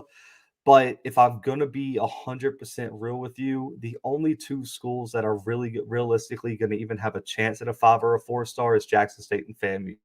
And it's a stretch them to even land a real 5-star out of high school. I mean, they landed Malachi Wadman. They landed, I think it's Quay Davis as well, was a 4-star. But they were technically also transfers as well due to the craziness of some of these programs like a Kansas and a Tennessee. But how in the world, in terms of me, how in the world do you convince a recruit that they need to go play for Mississippi Valley State, Khalil? I mean, and I think that's the argument you're going to get is how do you tell a kid that it's better for their career to go play for Mississippi Valley State than it would be to go to any other to an FBS program? I don't think you can do that yet. And I think Mississippi Valley State is going to have struggle getting like 3 stars, man. And depending on some of these hiring cycles, and depending on Bethune-Cookman cut so much funding from their program. I mean, I can't imagine what Bethune's recruiting budget is right now, man. There's no way they're landing a 5-star, and they're in the state of Florida where they have like 2 stars that potentially could turn into 5-star prospects, and I don't think they're going to be able to land them. So for me, man, I think there's only 2 teams in the SWAC that even realistically even can get in the conversation, and it's FAMU and Jackson State. Yeah, like Mr. Campbell said, there's SEC teams. I mean, hell, even Ole Miss, who is a top 10 team in the country right now, barely gets 5 stars, if any. So I don't think the whole SWAC is ever going to get 4 and 5 stars right now, or at least not until things start changing in other ways. So that'd be tough, man. Let's see. Yeah, moving up in FBS is hard. They probably picked Howard because they have some sort of northern connection, but Morehouse makes no sense. I agree. I have no idea. You should have to prove yourself 4 to 6 years at your current level before even considering moving up. So playoffs would be my choice. The SWAC ain't moving up unless Congress gives us the $50 billion they owe us. Mr. Campbell, I think we can both speak for that. That's gonna be tough, and I just don't see. I agree. They got to give. You got to get equal funding before you move up as well. And there's a lot of things I know. Mr. Campbell could call in and talk about the Tennessee State and FAMU dilemma with funding for days. So that's a whole nother side. And that's why I said there's a lot of financial things that I'm not privy to and I'm not completely educated on that would also play a role in the SWAC moving up. Let's see. Good point, sir. I just want to see some top SWAC schools against stronger competition in the FCS. I only ask because many teams are jumping up there. I've been teams that have went back to FCS because of the same issues of why they moved up. The financial benefit of the Celebration Bowl isn't as big as some people may think. It's decent for the teams that win. Yeah, I agree with that, man. I definitely agree with that. If you lose, I don't know how much better it is. I like to see better scheduling for SWAC schools, especially for top programs. We need a bowl system for the FBS, bring in the money. I agree, man. I agree. The FCS should have a bowl system. That's my number one gripe. You think a FAMU JMU game takes fans away from watching the SWAC championship game on ESPN2. JMU game starts at 1 p.m. SWAC title at 3. Lawrence, they probably take away at the beginning, but luckily with that 2-hour gap, the FAMU game should be wrapping up toward the end. In my opinion, if those games were at the same time, I'm watching FAMU James Madison over the SWAC championship, in my opinion. But I'm a football guy, and I like games with a lot of implications and things like that. So I'd be watching the playoff game, but I think a lot of SWAC fans would be watching the SWAC championship, and there's a lot of Jackson State fans, and I don't think they would care one bit about the playoff game. So I think it'd be fairly split, but I think a lot of fans like me that don't have like a vested interest in one team or another, I'm absolutely watching the playoff game first, and then I'll go watch the championship game after, unless FAMU's just getting destroyed. But if it's a close game, FAMU JMU is going to be on my TV way over the SWAC championship game. Let's see. We need people at the table. The playoffs need to be restructured, but if we're not involved in the FCS infrastructure, all we're going to do is sitting on the outside complaining. I completely agree. With that one. John said, I think Kentucky just got their second 5-star recruiting program history. Last recruiting cycle. I mean, man, I'm an Auburn grad, man. And, thinking back, I think Auburn's only got like 6 or 7 5-stars in like the history of our program. And Auburn's one of the probably top 15 programs in college football history, and we only got like 7 5-stars. And people got to remember, bro, there's only, listen, every year in 247, I've talked to the 247 scouts about this. There's only 30 to 35 5-stars a recruiting cycle, and you can already chalk 15 of them to Ohio State, Bama, and Georgia.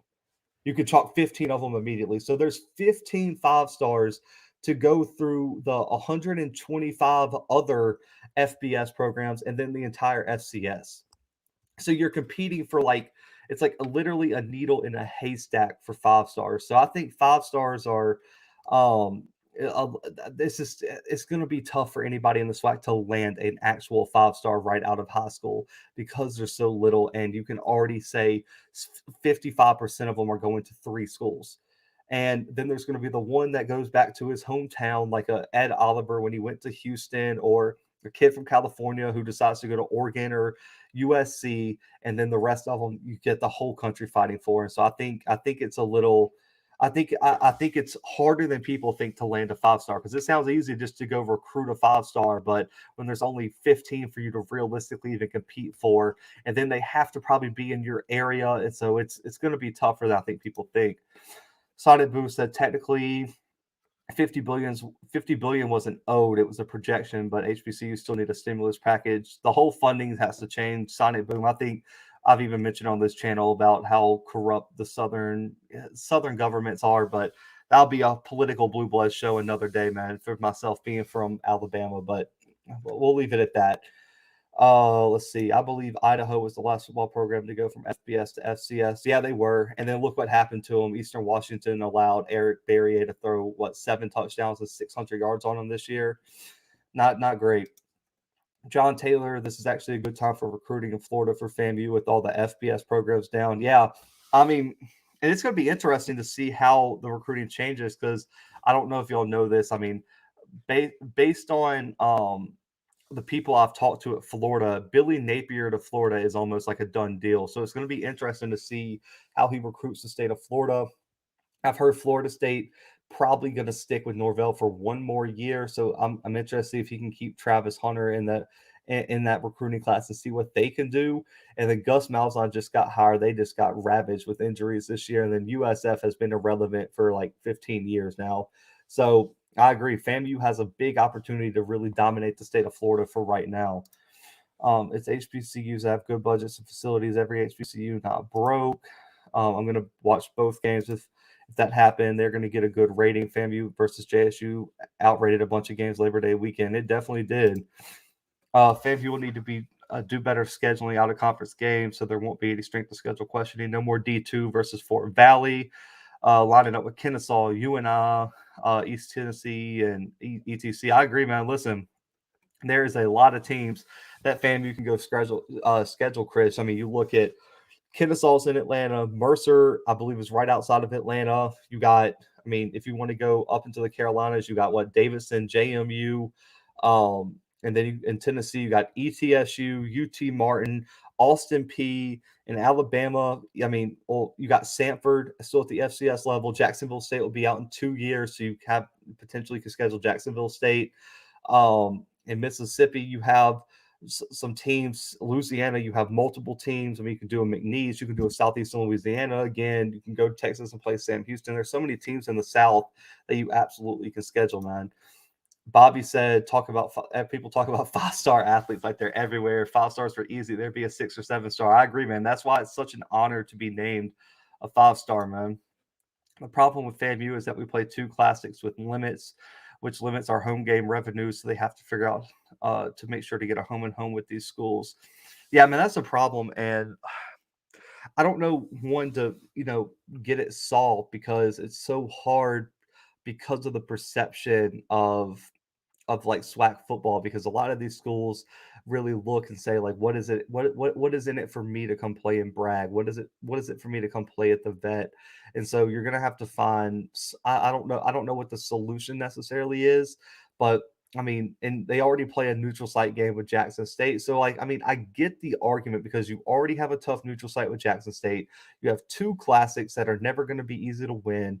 And so what is the so in a lot of these people's eyes, it's like, what is the benefit to schedule these brutally tough teams like a Kennesaw in a neutral site again, and then it limits your home game revenue, like Mr. Campbell said. So I understand the dilemma. For me, the FCS has to do something though, because I think there's a lot of conferences. I think the Southland, now that they not probably have to play each other twice again, can really get creative with their out of conference scheduling. I think JMU, Jacksonville State, Sam Houston, all these teams going to FBS really need to go all out and challenge themselves to get themselves ready for the FBS level. So I think there's going to be some interesting changes in terms of the FCS scheduling. But I agree. Something's got to give, man. What's up, Sean, man? Appreciate you tuning in. John said it's Napier to Florida, Riley to LSU, Kiffin to Miami. Yeah, that's all that I've heard. I haven't really heard Kiffin to Miami, but I do agree that I've heard Lincoln Riley to LSU is almost a damn near lock as well. So both of those things are on the way. I mean, there was a plane from Norman to Baton Rouge today that supposedly had Lincoln Riley's wife on it. We'll see how that all works out.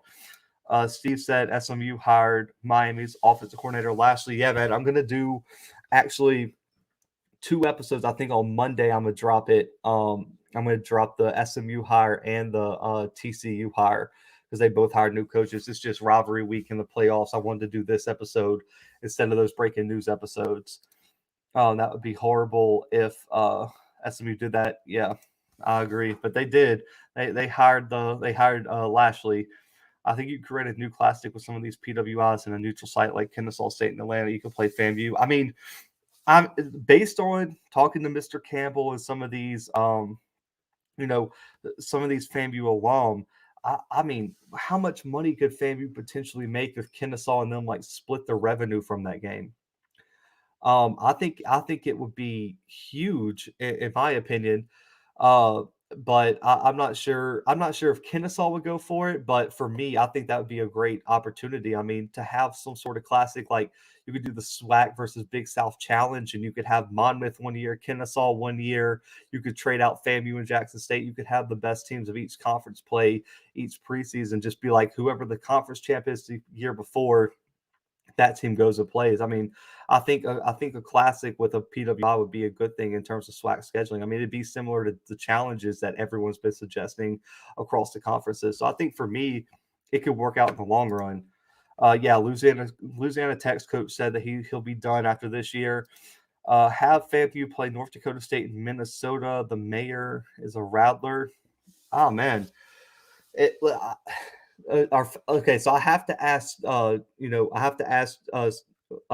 Jay Stokes, and I also have to ask Mr. Campbell, how many FAMU fans, how many FAMU fans do you think would travel to Minnesota, or let's say, how many FAMU fans do you think would travel to North Dakota State to the Fargo Dome if they schedule that game? I'm interested to see that. I'll get to some of these other comments, but if you're a FAMU fan, how many people do you think FAMU could realistically bring if they scheduled a game in the Fargo Dome with North Dakota State, and let's just say like 1 or 2 years from now? Lawrence, I might. I know Off Script is streaming the FAMU game. I'm pretty sure, and he always does a post game, so I might not want to coincide with him, but I'll probably do one Sunday morning. How about that, Lawrence? If y'all want it, let me know if y'all would tune in. But I'll probably do a Sunday review then. But we'll do a live stream review on Sunday morning of all the first round games. Talk about everyone who advanced and kind of do an early preview of the second round matchup. So I think that would be that'll be something I'll do. I won't compete with anyone on like Saturday night, but I'll definitely do like a Sunday like afternoon one, probably around like 1 or 2 in the afternoon on Sunday. Let's see. Manny D has to go ASAP. I agree, Bobby, man. Manny Diaz, you got to go. I just think he might have earned himself. I don't know, man. They've been playing really well with Van Dyke at quarterback. So that would be it's going to be interesting what Miami does. I'm not sure. Yeah, John. So my old co-host Brandon lives in Baton Rouge. He texted me that there were rumors that she was in town. I can't confirm anything, but I do know that all the LSU fans pretty much have said that like it is almost a done deal. I know there's a lot of people nervous. Like, yeah, Lawrence said his boy from Oklahoma. I heard that it's going to be very, very. It's going to be interesting, man. I appreciate it, James, man. Thank you for tuning in. The mayor of St. Paul, Minnesota, is a Rattler. Having DSU play FAMU there as a neutral site, man. Listen. I've been, is it St. Paul or is it Minneapolis where the Vikings play? I've been to that stadium. I went to the Vikings stadium for the Final Four. That stadium is beautiful. I think playing a game in the Vikings stadium, North Dakota State, FAMU, or Jackson State would be absolutely insane. And then the next year, it could be North Dakota State versus the same team in Atlanta for an opening week game. I think that would be a fair trade-off for 2 neutral site games in that general area. And I think that could be interesting to see.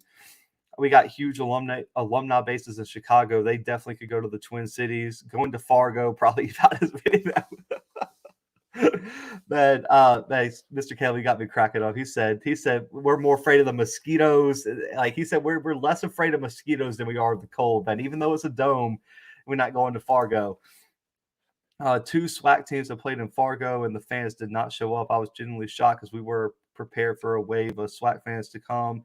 Yeah, I believe who came up there. Oh, I think it was UAPB and Valley, if I'm not mistaken, Dave. I think those were the 2 teams that came.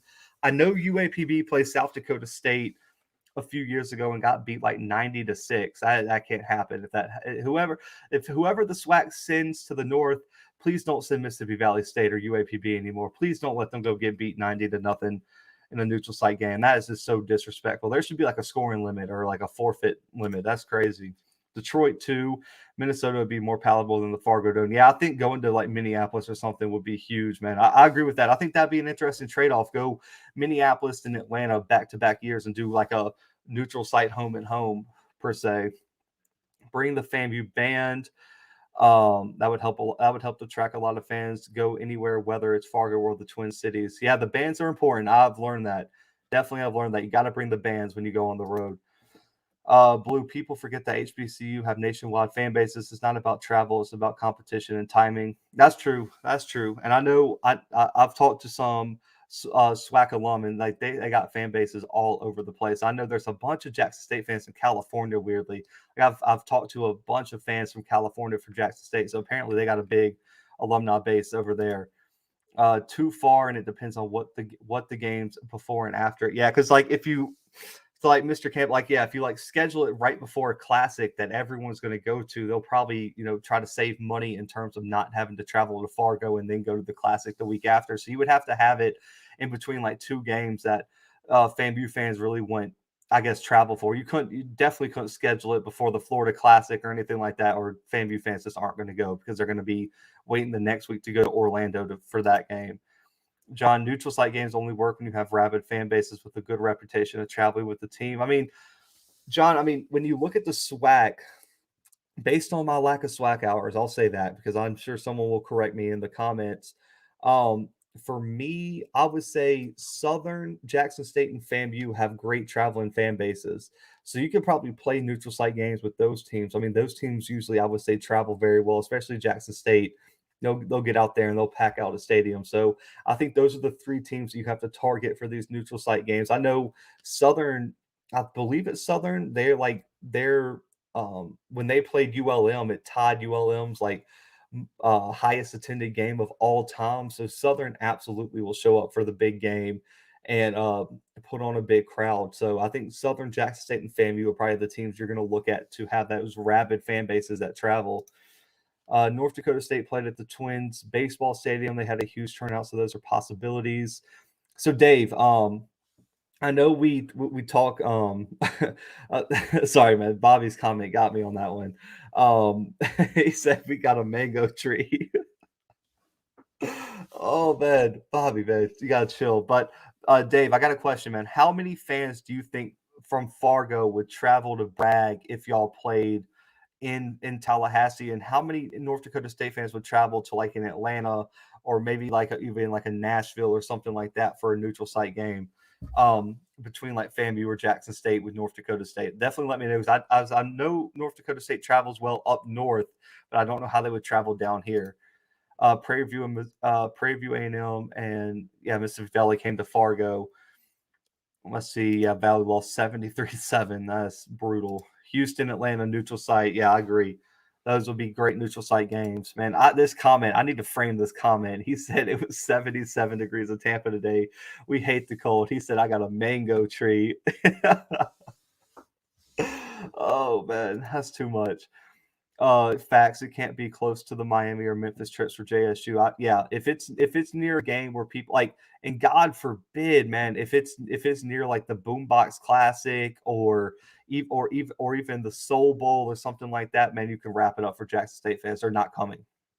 It's gonna have to be in like the middle of like the Valley and the Alabama A&M game or something like that. I mean, well, I guess the Alabama A&M game is a classic next year. It's in Mobile, but one of those games that won't matter. They'll have to play like Bethune and Mississippi Valley or something like that.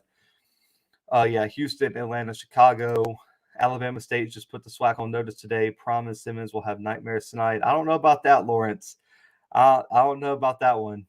I still don't know how I feel about the hire. I really don't. I'm not a huge fan of the hire, especially after who I heard was going to get it. Crazy criminals. I know Alabama State and NCCU are playing UCLA and LA down the line.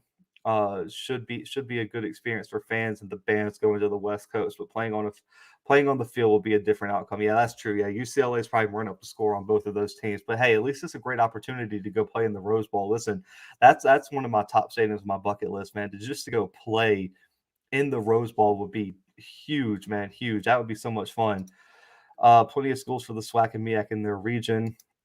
I agree. The better move would be NDSU meeting us in Orlando so they fucking go to Disney World.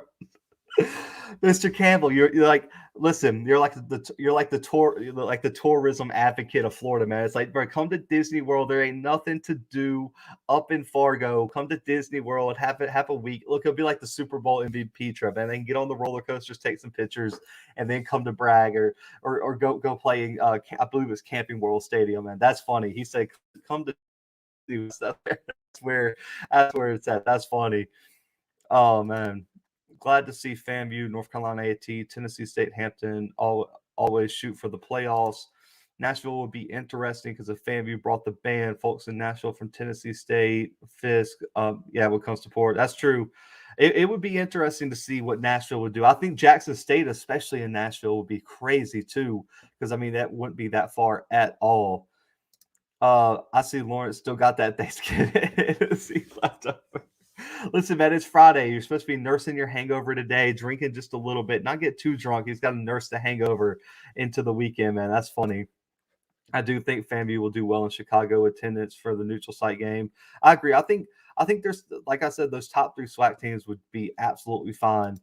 And then so I got more coaching experience in NCAA 14. Listen, and I do too, man. Listen, those like 7 straight national championships, you got to like you have to go to like some BS school to like rebuild it. He says being sarcastic, man. Disney World and mango trees. Holy crap, Florida does have everything. Listen, John, Florida's a crazy place, man. I got family. My mom is from Tampa. Listen, crazy things happen in Florida. Crazy things come from Florida. Absolutely, man. Let's see, Dave said it could be negative 60 in North Dakota at any time in the winter. So if you're built soft, you won't have a good time here.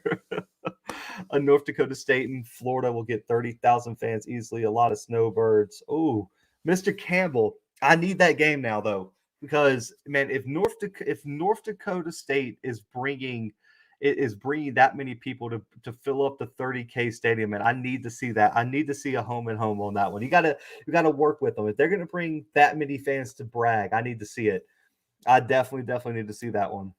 He said, in fact, they can get some fresh orange mangoes, strawberries, visit Disney, go to the beach in the fall, can't lose. Listen, being from Mobile, man, we'd be going to the beach in like late November. It'd be like 65, real nice. You probably won't get in the water, but you can chill out there in the shorts in like a t-shirt, man. It's nice. Listen, down south is different. Mr. Campbell said it for the jokes, but our fans travel to destination games easy. We used to play Indianapolis every year. I mean, yeah. And I mean, for me, I think the key for the SWAC, and this is a whole nother topic here. The key for the SWAC is to get the Texas teams good. I think the SWAC's ability to market neutral site games and also hit that Texas market hard is for Texas Southern and Prairie View to keep getting better.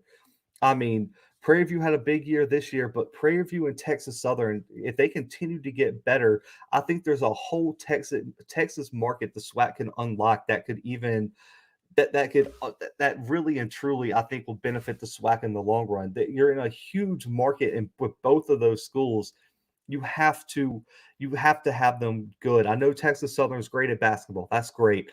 But if they can continue their trajectory in football, which they exceeded all expectations this year with Andrew Body in them, I think the SWAC will be making a lot of money and having Dallas, Houston, maybe even Austin, all those big cities in Texas as your opportunity. San Antonio, you could have a lot of different neutral site games and great matchups because there's a lot of schools in Texas you can match up with, in my opinion. So I think the Texas schools have to continue getting better as well. And I think PV taking a large first step this year was big. And I've really, as much as everyone thinks he's going to Southern, I absolutely think if PV can keep Dooley, I think that they could be right there, in the running with the Jackson States and the FAMUs and be in that top 3 or 4 of the SWAC if they can keep Dooley with the way he's recruiting. And that's just like my 2 cents on that. Kind of off topic, but Chicago would be great, especially after we sold out that cornfield when we played Illinois at Champaign. Man, you can't hate on Illinois, man. But I agree there. There's some weird um there's some weird places up there, man. Listen, I've driven through Illinois, not the best drive. Hey Dave, have that on solved. He said -60. Keep that. Listen, Bobby, I agree with you. Listen, I'm just in Kansas, and I'm from Mobile, Alabama, all the way deep down south. And when I came to Kansas for my first year at Kansas State, there was one day in the winter, man, it was a -35 wind chill. And I remember calling my parents, and I just remember being like, "Lynn, you got to get me out of here. This is unhealthy to be in this type of cold." So I feel you, Bobby. Listen, I'm for the week too. A good thing you have a dome, or I would not be coming to any North Dakota State games, because that is -60 is atrocious. Let's see. He said all we got to do is get Disney to sponsor a North Dakota State package, tickets to Disney at the game. Listen, Mr. Campbell, you can put up all the North Dakota State fans on like the Safari Lodge and all that. They can go look at the drafts in the morning, come to Bragg that afternoon, or go to the stadium that afternoon. It'd be perfect, man. Let's see. Agreed about Texas. Willie Simmons was so excited to tap into Texas recruiting. I completely agree, man. It needs to happen, and I think that's the next key for the SWAC to keep growing in the long run. Will Scott Frost be fired by the weekend? Listen, crazy. I know this is an FCS show, criminal, but for me, I think he has. I mean, listen, 3-9 this year, 3-8. It can't happen. And what, they blew a 16-point lead today, I believe, against Iowa. I mean, they were dominating that game, had a chance to go up like almost 3 scores and choked it away. I mean, what? This is multiple years where he's failed to reach 5 or 6 wins. You have to move on, in my opinion. The only problem is, where would Nebraska rank in terms of job openings? I would say not very high. And it's so hard to recruit at Nebraska. I think the fans have to taper their expectations, because I don't think you're ever going to get back to the 90s level for a long time. There's so much to do with Nebraska, but I personally think he should be fired. I don't know if they want to compete with the LSUs and the Floridas in terms of jobs. And with all these coaches signing extensions, who do you get if you're Nebraska? Luke Fickell just got locked down today. Mel Tucker's getting locked down. James Franklin got locked down. Billy Napier's not a candidate anymore. LSU's about to snatch Lincoln Riley. So are you really going to go compete with Oklahoma for a head coach?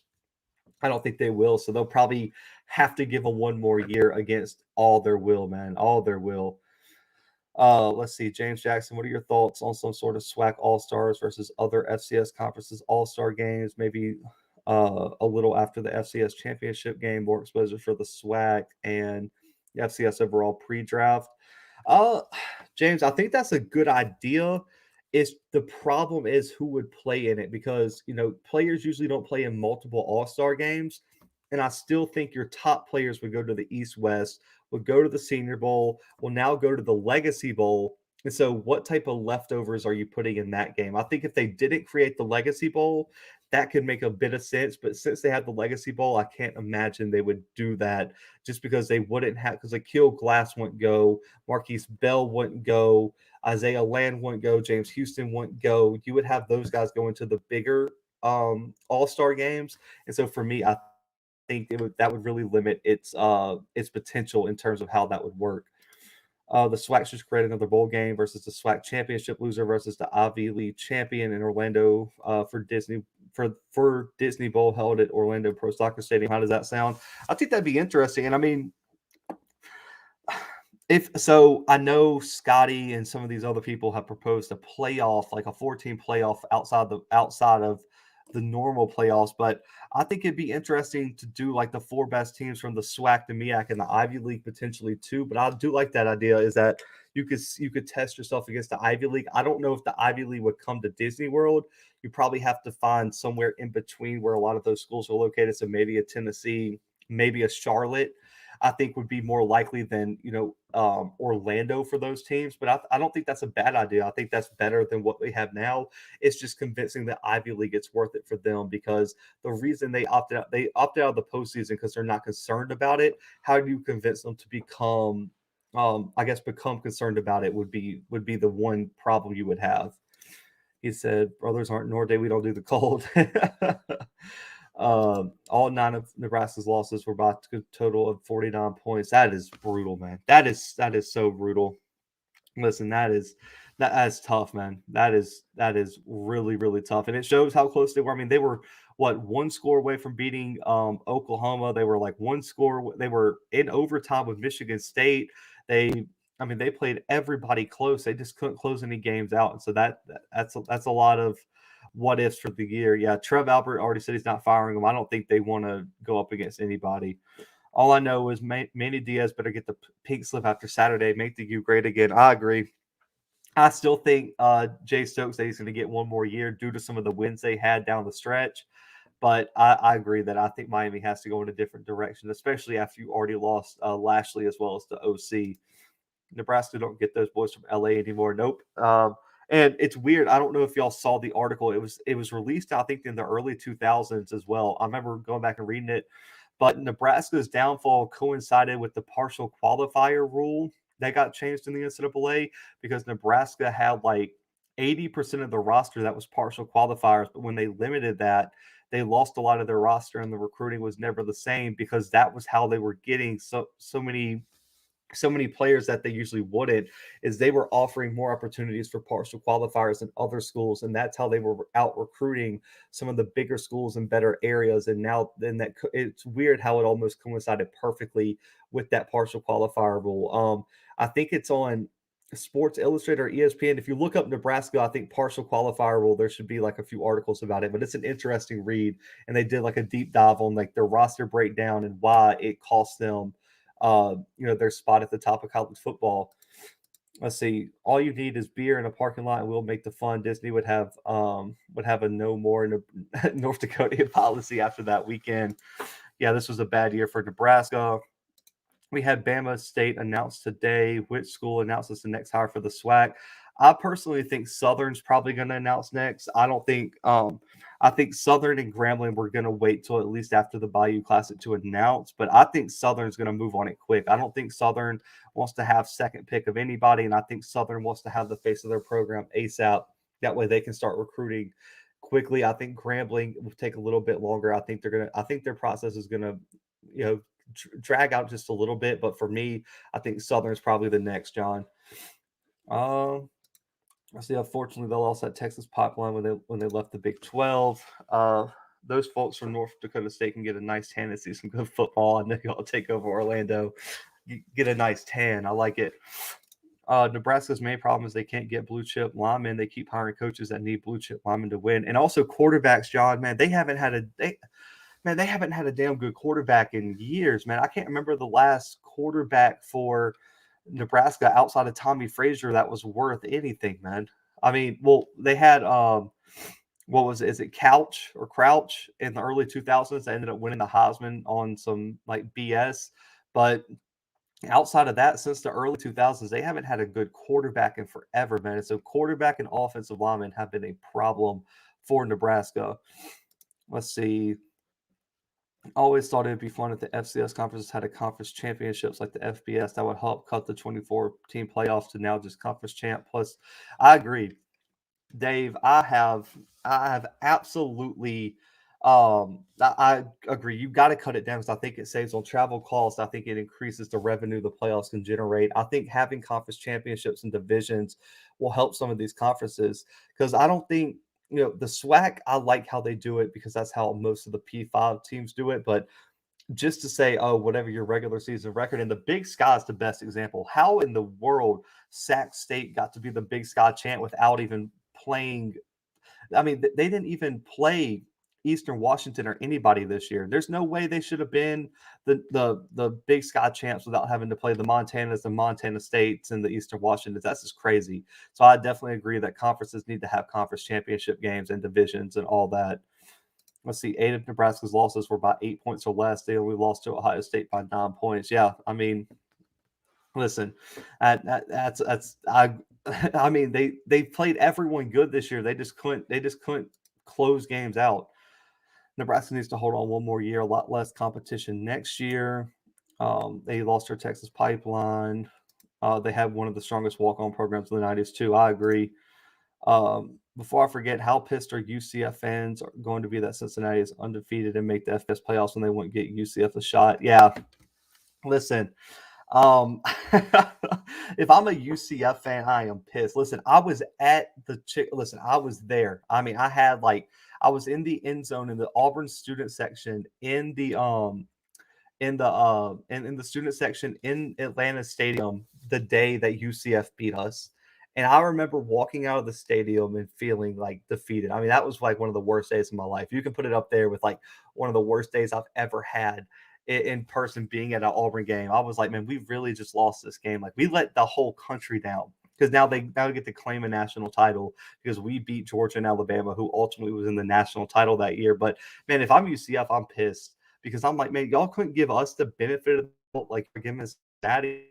Cincinnati to beat the next week. That's a ranked team. I can't wait to preview that game. But yeah, if I'm UCF, I'm pissed. And it took a UCF to open up the door for Cincinnati, as crazy as it sounds. So I mean, I agree. UCF fans should be heated right now that Cincinnati is going to get in. Nebraska's move to the Big Ten was also dumb. Yeah, they have no rivals, no recruiting pipeline. They're just kind of in the middle of nowhere in the Big Ten. Yes, Mr. Camp, I know. I forgot Scott Frost, and that's because he listen. Tommy Frazier was the guy I remember because he was by far the best of those. Scott Frost was the last good QB. Yeah, Eric Crouch, Scott Frost, Tommy Frazier. Listen, man, I was born in 1996. Yeah, Tommy Frazier, what, 95? It was the year before I was born. Um, the year before I was born was his big year. But listen, man, John, I can't have this podcast if I don't know my history, man. You can ask my parents, man. All I read was football books back in the day. Like my favorite show to watch as a kid, I had a VCR. Yes, I'm still old enough to remember VCRs when I was little. I had a VCR that ran through all the old Super Bowls, and they would show highlights of it. And I watched that every night. So like I got a little bit of history, even though I'm young, man. A little bit of history. I got to give me a little bit of credit. What do you think about Miami's backup QB since Van Dyke has flourished? Listen, Van Dyke's been playing so good, Steve. I mean, really and truly, you got to credit him for a lot of the wins Miami's had down the stretch. Um, I don't know about their backup. I don't know who their backup is behind him though. But yeah, Van Dyke might single-handedly listen when Manny Diaz makes it through this season. If he makes it through, he needs to give his check next year to Van Dyke because Van Dyke's play against NC State and Pitt saved his job for those two ranked wins. Yep, the black shirt defense, man. To be honest, winning a conference title in the MVC in the Big Sky isn't as meaningful when 5-6 teams get to the playoffs every year. Listen, I completely agree, man. Listen, in my opinion, as good as those conferences are, having a conference championship game would be huge. But then also at the same time, Chris, if you don't shorten the playoffs, or not really shorten, but shrink the playoffs, how do you justify keeping so? This year, Eastern Washington was the fourth best team in the Big Sky. How do you justify keeping Eastern Washington with Eric Barrier out? They were the fourth best team in their conference, technically, and they were the number 7 team in the country, Chris. So it would be so hard to keep them out. And then you look at the MVFC, you got what, South Dakota State, Missouri State, North Dakota State.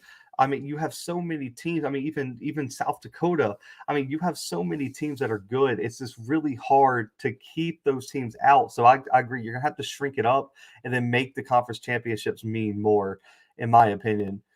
Let's see. Jake Garcia will start next year for the Canes.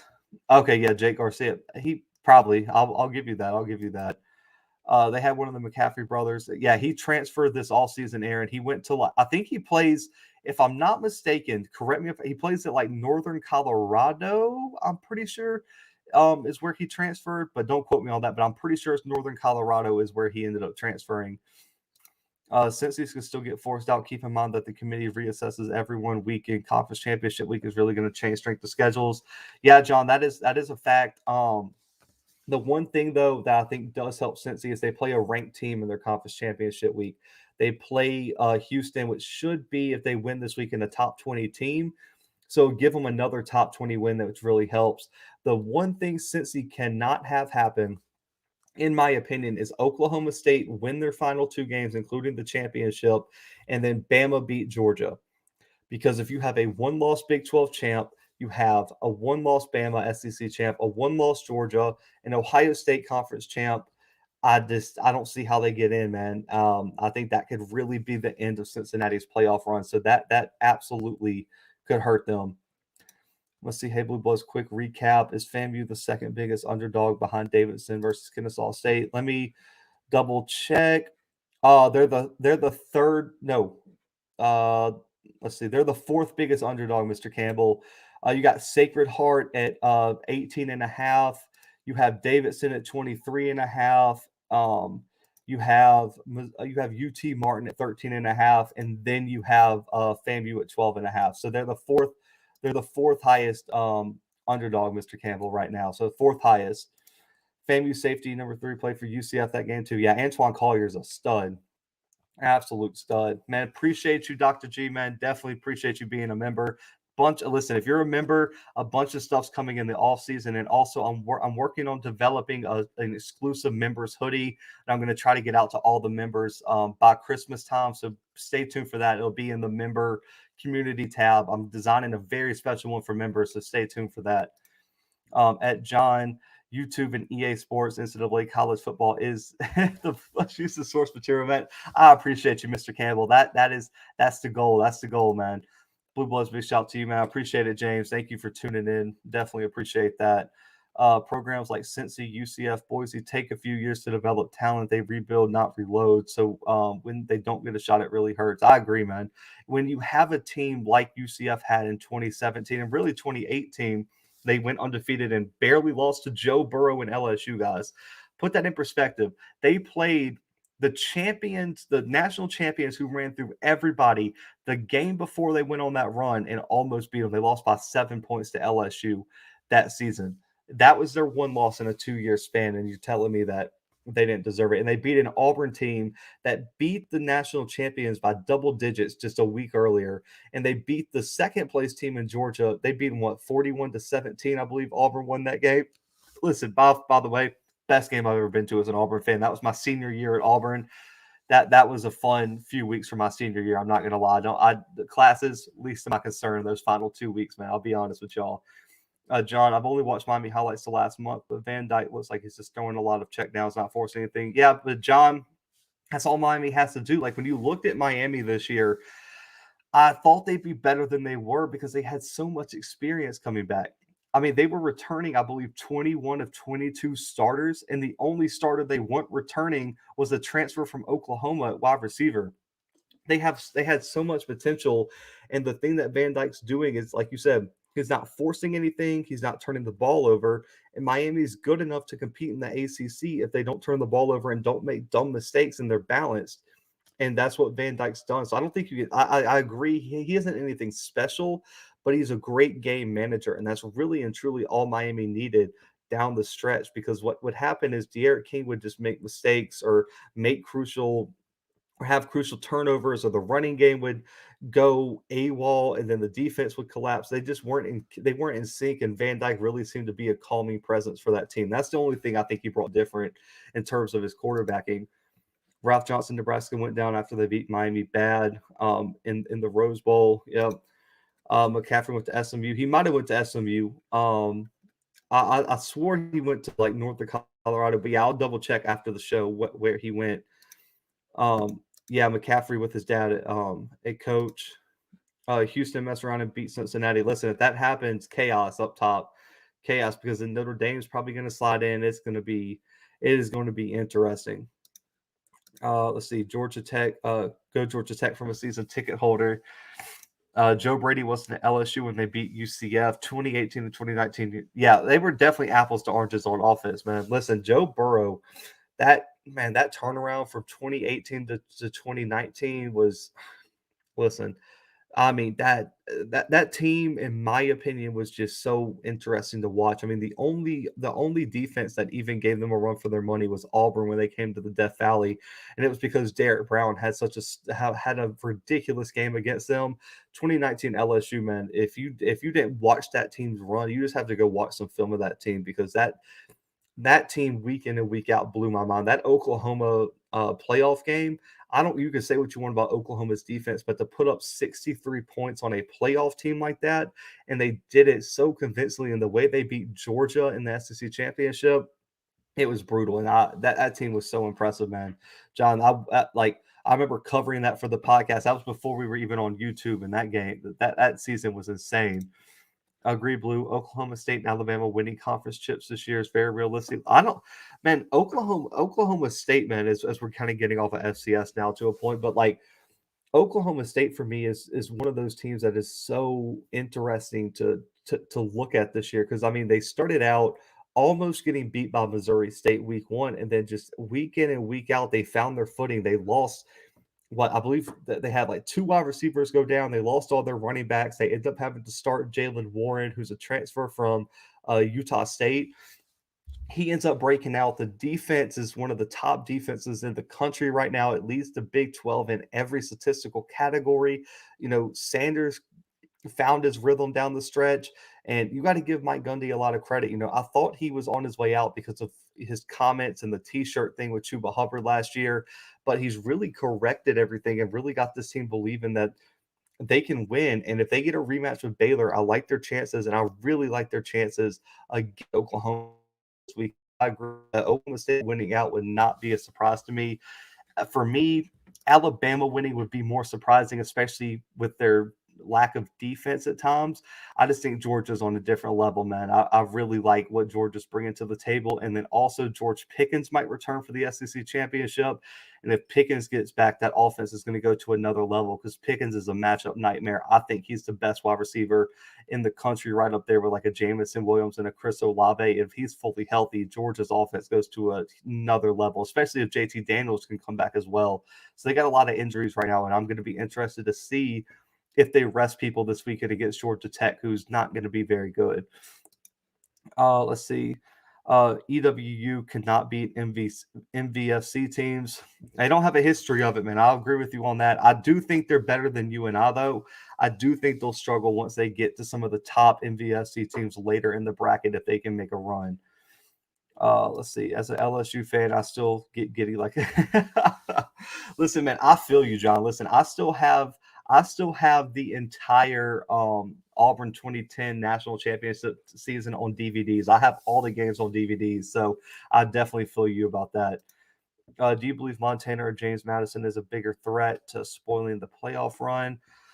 Um, if I had to pick one, Chris, you know, based on some of the film I've watched, you know, getting ready for these episodes and stuff, I think James Madison is a bigger threat to North Dakota State because I think they can match their physicality at the line of scrimmage. And on top of that, I really do think that they're one of the few teams that can possibly even run the ball on North Dakota State, which has been tough all season long. And I really do think that James Madison's defense would give North Dakota State's offense some problems. That would be a low scoring game, a drag out game. And I really do think James Madison, North Dakota State would be a brutal matchup for both teams. And I really do think that one of those teams, whoever they get to that point in the bracket, whoever wins that matchup should be the favorite for the national championship. But for me, like I said I believe it was the mailbag that Montana and James Madison and North Dakota State are my number 1 and 2 picks for the national title this year. I think those teams are that good in my opinion. Lords should have beat yeah. Oh, Florida should have beat them if not for that player throwing his shoe. Yeah. That is true. If Eastern Washington starts fast, they can beat a Valley team. Missouri Valley teams are built to punish you all 4 quarters. Western Illinois shows you that by almost coming back down by 30. Yeah, you got to get out to a fast start. Absolutely. I mean, you got to if you get off to a slow start, if you're Eastern Washington this weekend, problems. You got major, major problems.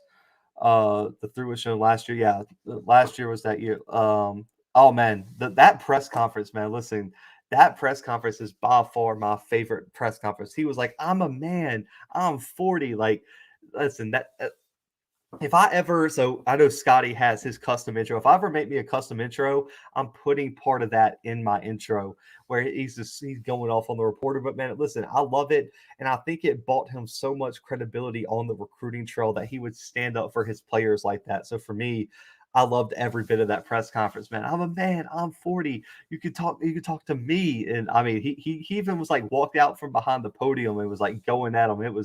That was legendary. Pickens was supposed to go to Auburn. I saw him when he was at Hoover. Listen, man, I don't even like to talk about it because I mean, it came out, I believe it was like last year, that he was committed to Auburn and didn't even tell Auburn coaches until after it happened that he decommitted. I mean, he was a lot for Auburn. He was in that Bo Nix class as well. So to given Auburn 2 5-stars, and Auburn's really struggled at the wide receiver spot. So Pickens could have changed everything, man. So I feel the pain, Lawrence. I feel the pain.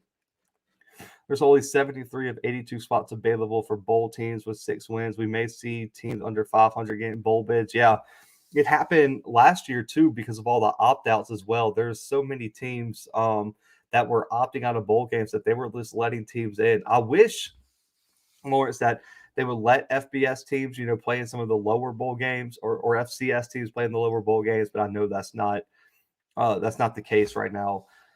Let's see. I think I'm a man. I'm 40 press conferences exactly 10 seasons ago, man. That feels like it's ages ago, John. Ages ago. But guys, I'll recap my picks real quick, and then I'm gonna get out of here. But listen, Sunday afternoon, I'll post on the community tab, so make sure to subscribe, turn on your post notifications. I'll post the time on the community page when I get it nailed down. But it'll probably be somewhere around 1-3 o'clock in the afternoon, right, a little bit after lunchtime. Get everyone in here. We'll recap the first round games, kind of talk about implications for the second round, and go over everything. So for Holy Cross Sacred Heart, I got Holy Cross winning this one. I got Kennesaw over Davidson this weekend. Incarnate Word over Stephen F. Austin. I got South Dakota State over UC Davis. Missouri State over UT Martin. Eastern Washington and my boy Eric Barrier over Northern Iowa. I have South Dakota over Southern Illinois, and my upset pick of round 1, FAMU over Southeastern Louisiana down in Hammond, Louisiana on tomorrow night, man. Tomorrow night. John said, I've been hearing that LSU may get a Liberty Bowl bid. Listen, LSU is going to travel to whatever bowl game they go to, man. Put them in the New Orleans Bowl. Let LSU pack LSU face off against somebody that they have a great chance to get. I think that'd be a great plan, John. But listen, guys, this was a big live stream, man. I appreciate all y'all choosing to spend your Friday nights here with the Blue Bloods, man. Listen, we got a bunch of content coming. Bowl season is coming. Conference championship week is next week. The FCS playoffs are in full swing, so make sure to subscribe now if you're not. Also, like the video before you head out. I hope y'all have a great Friday night. Hope y'all are having safe travels this weekend, traveling for Thanksgiving. And I will see y'all Sunday afternoon to recap all the games from the first round of the FCS playoffs. But until then, guys, the Blue Bloods are out.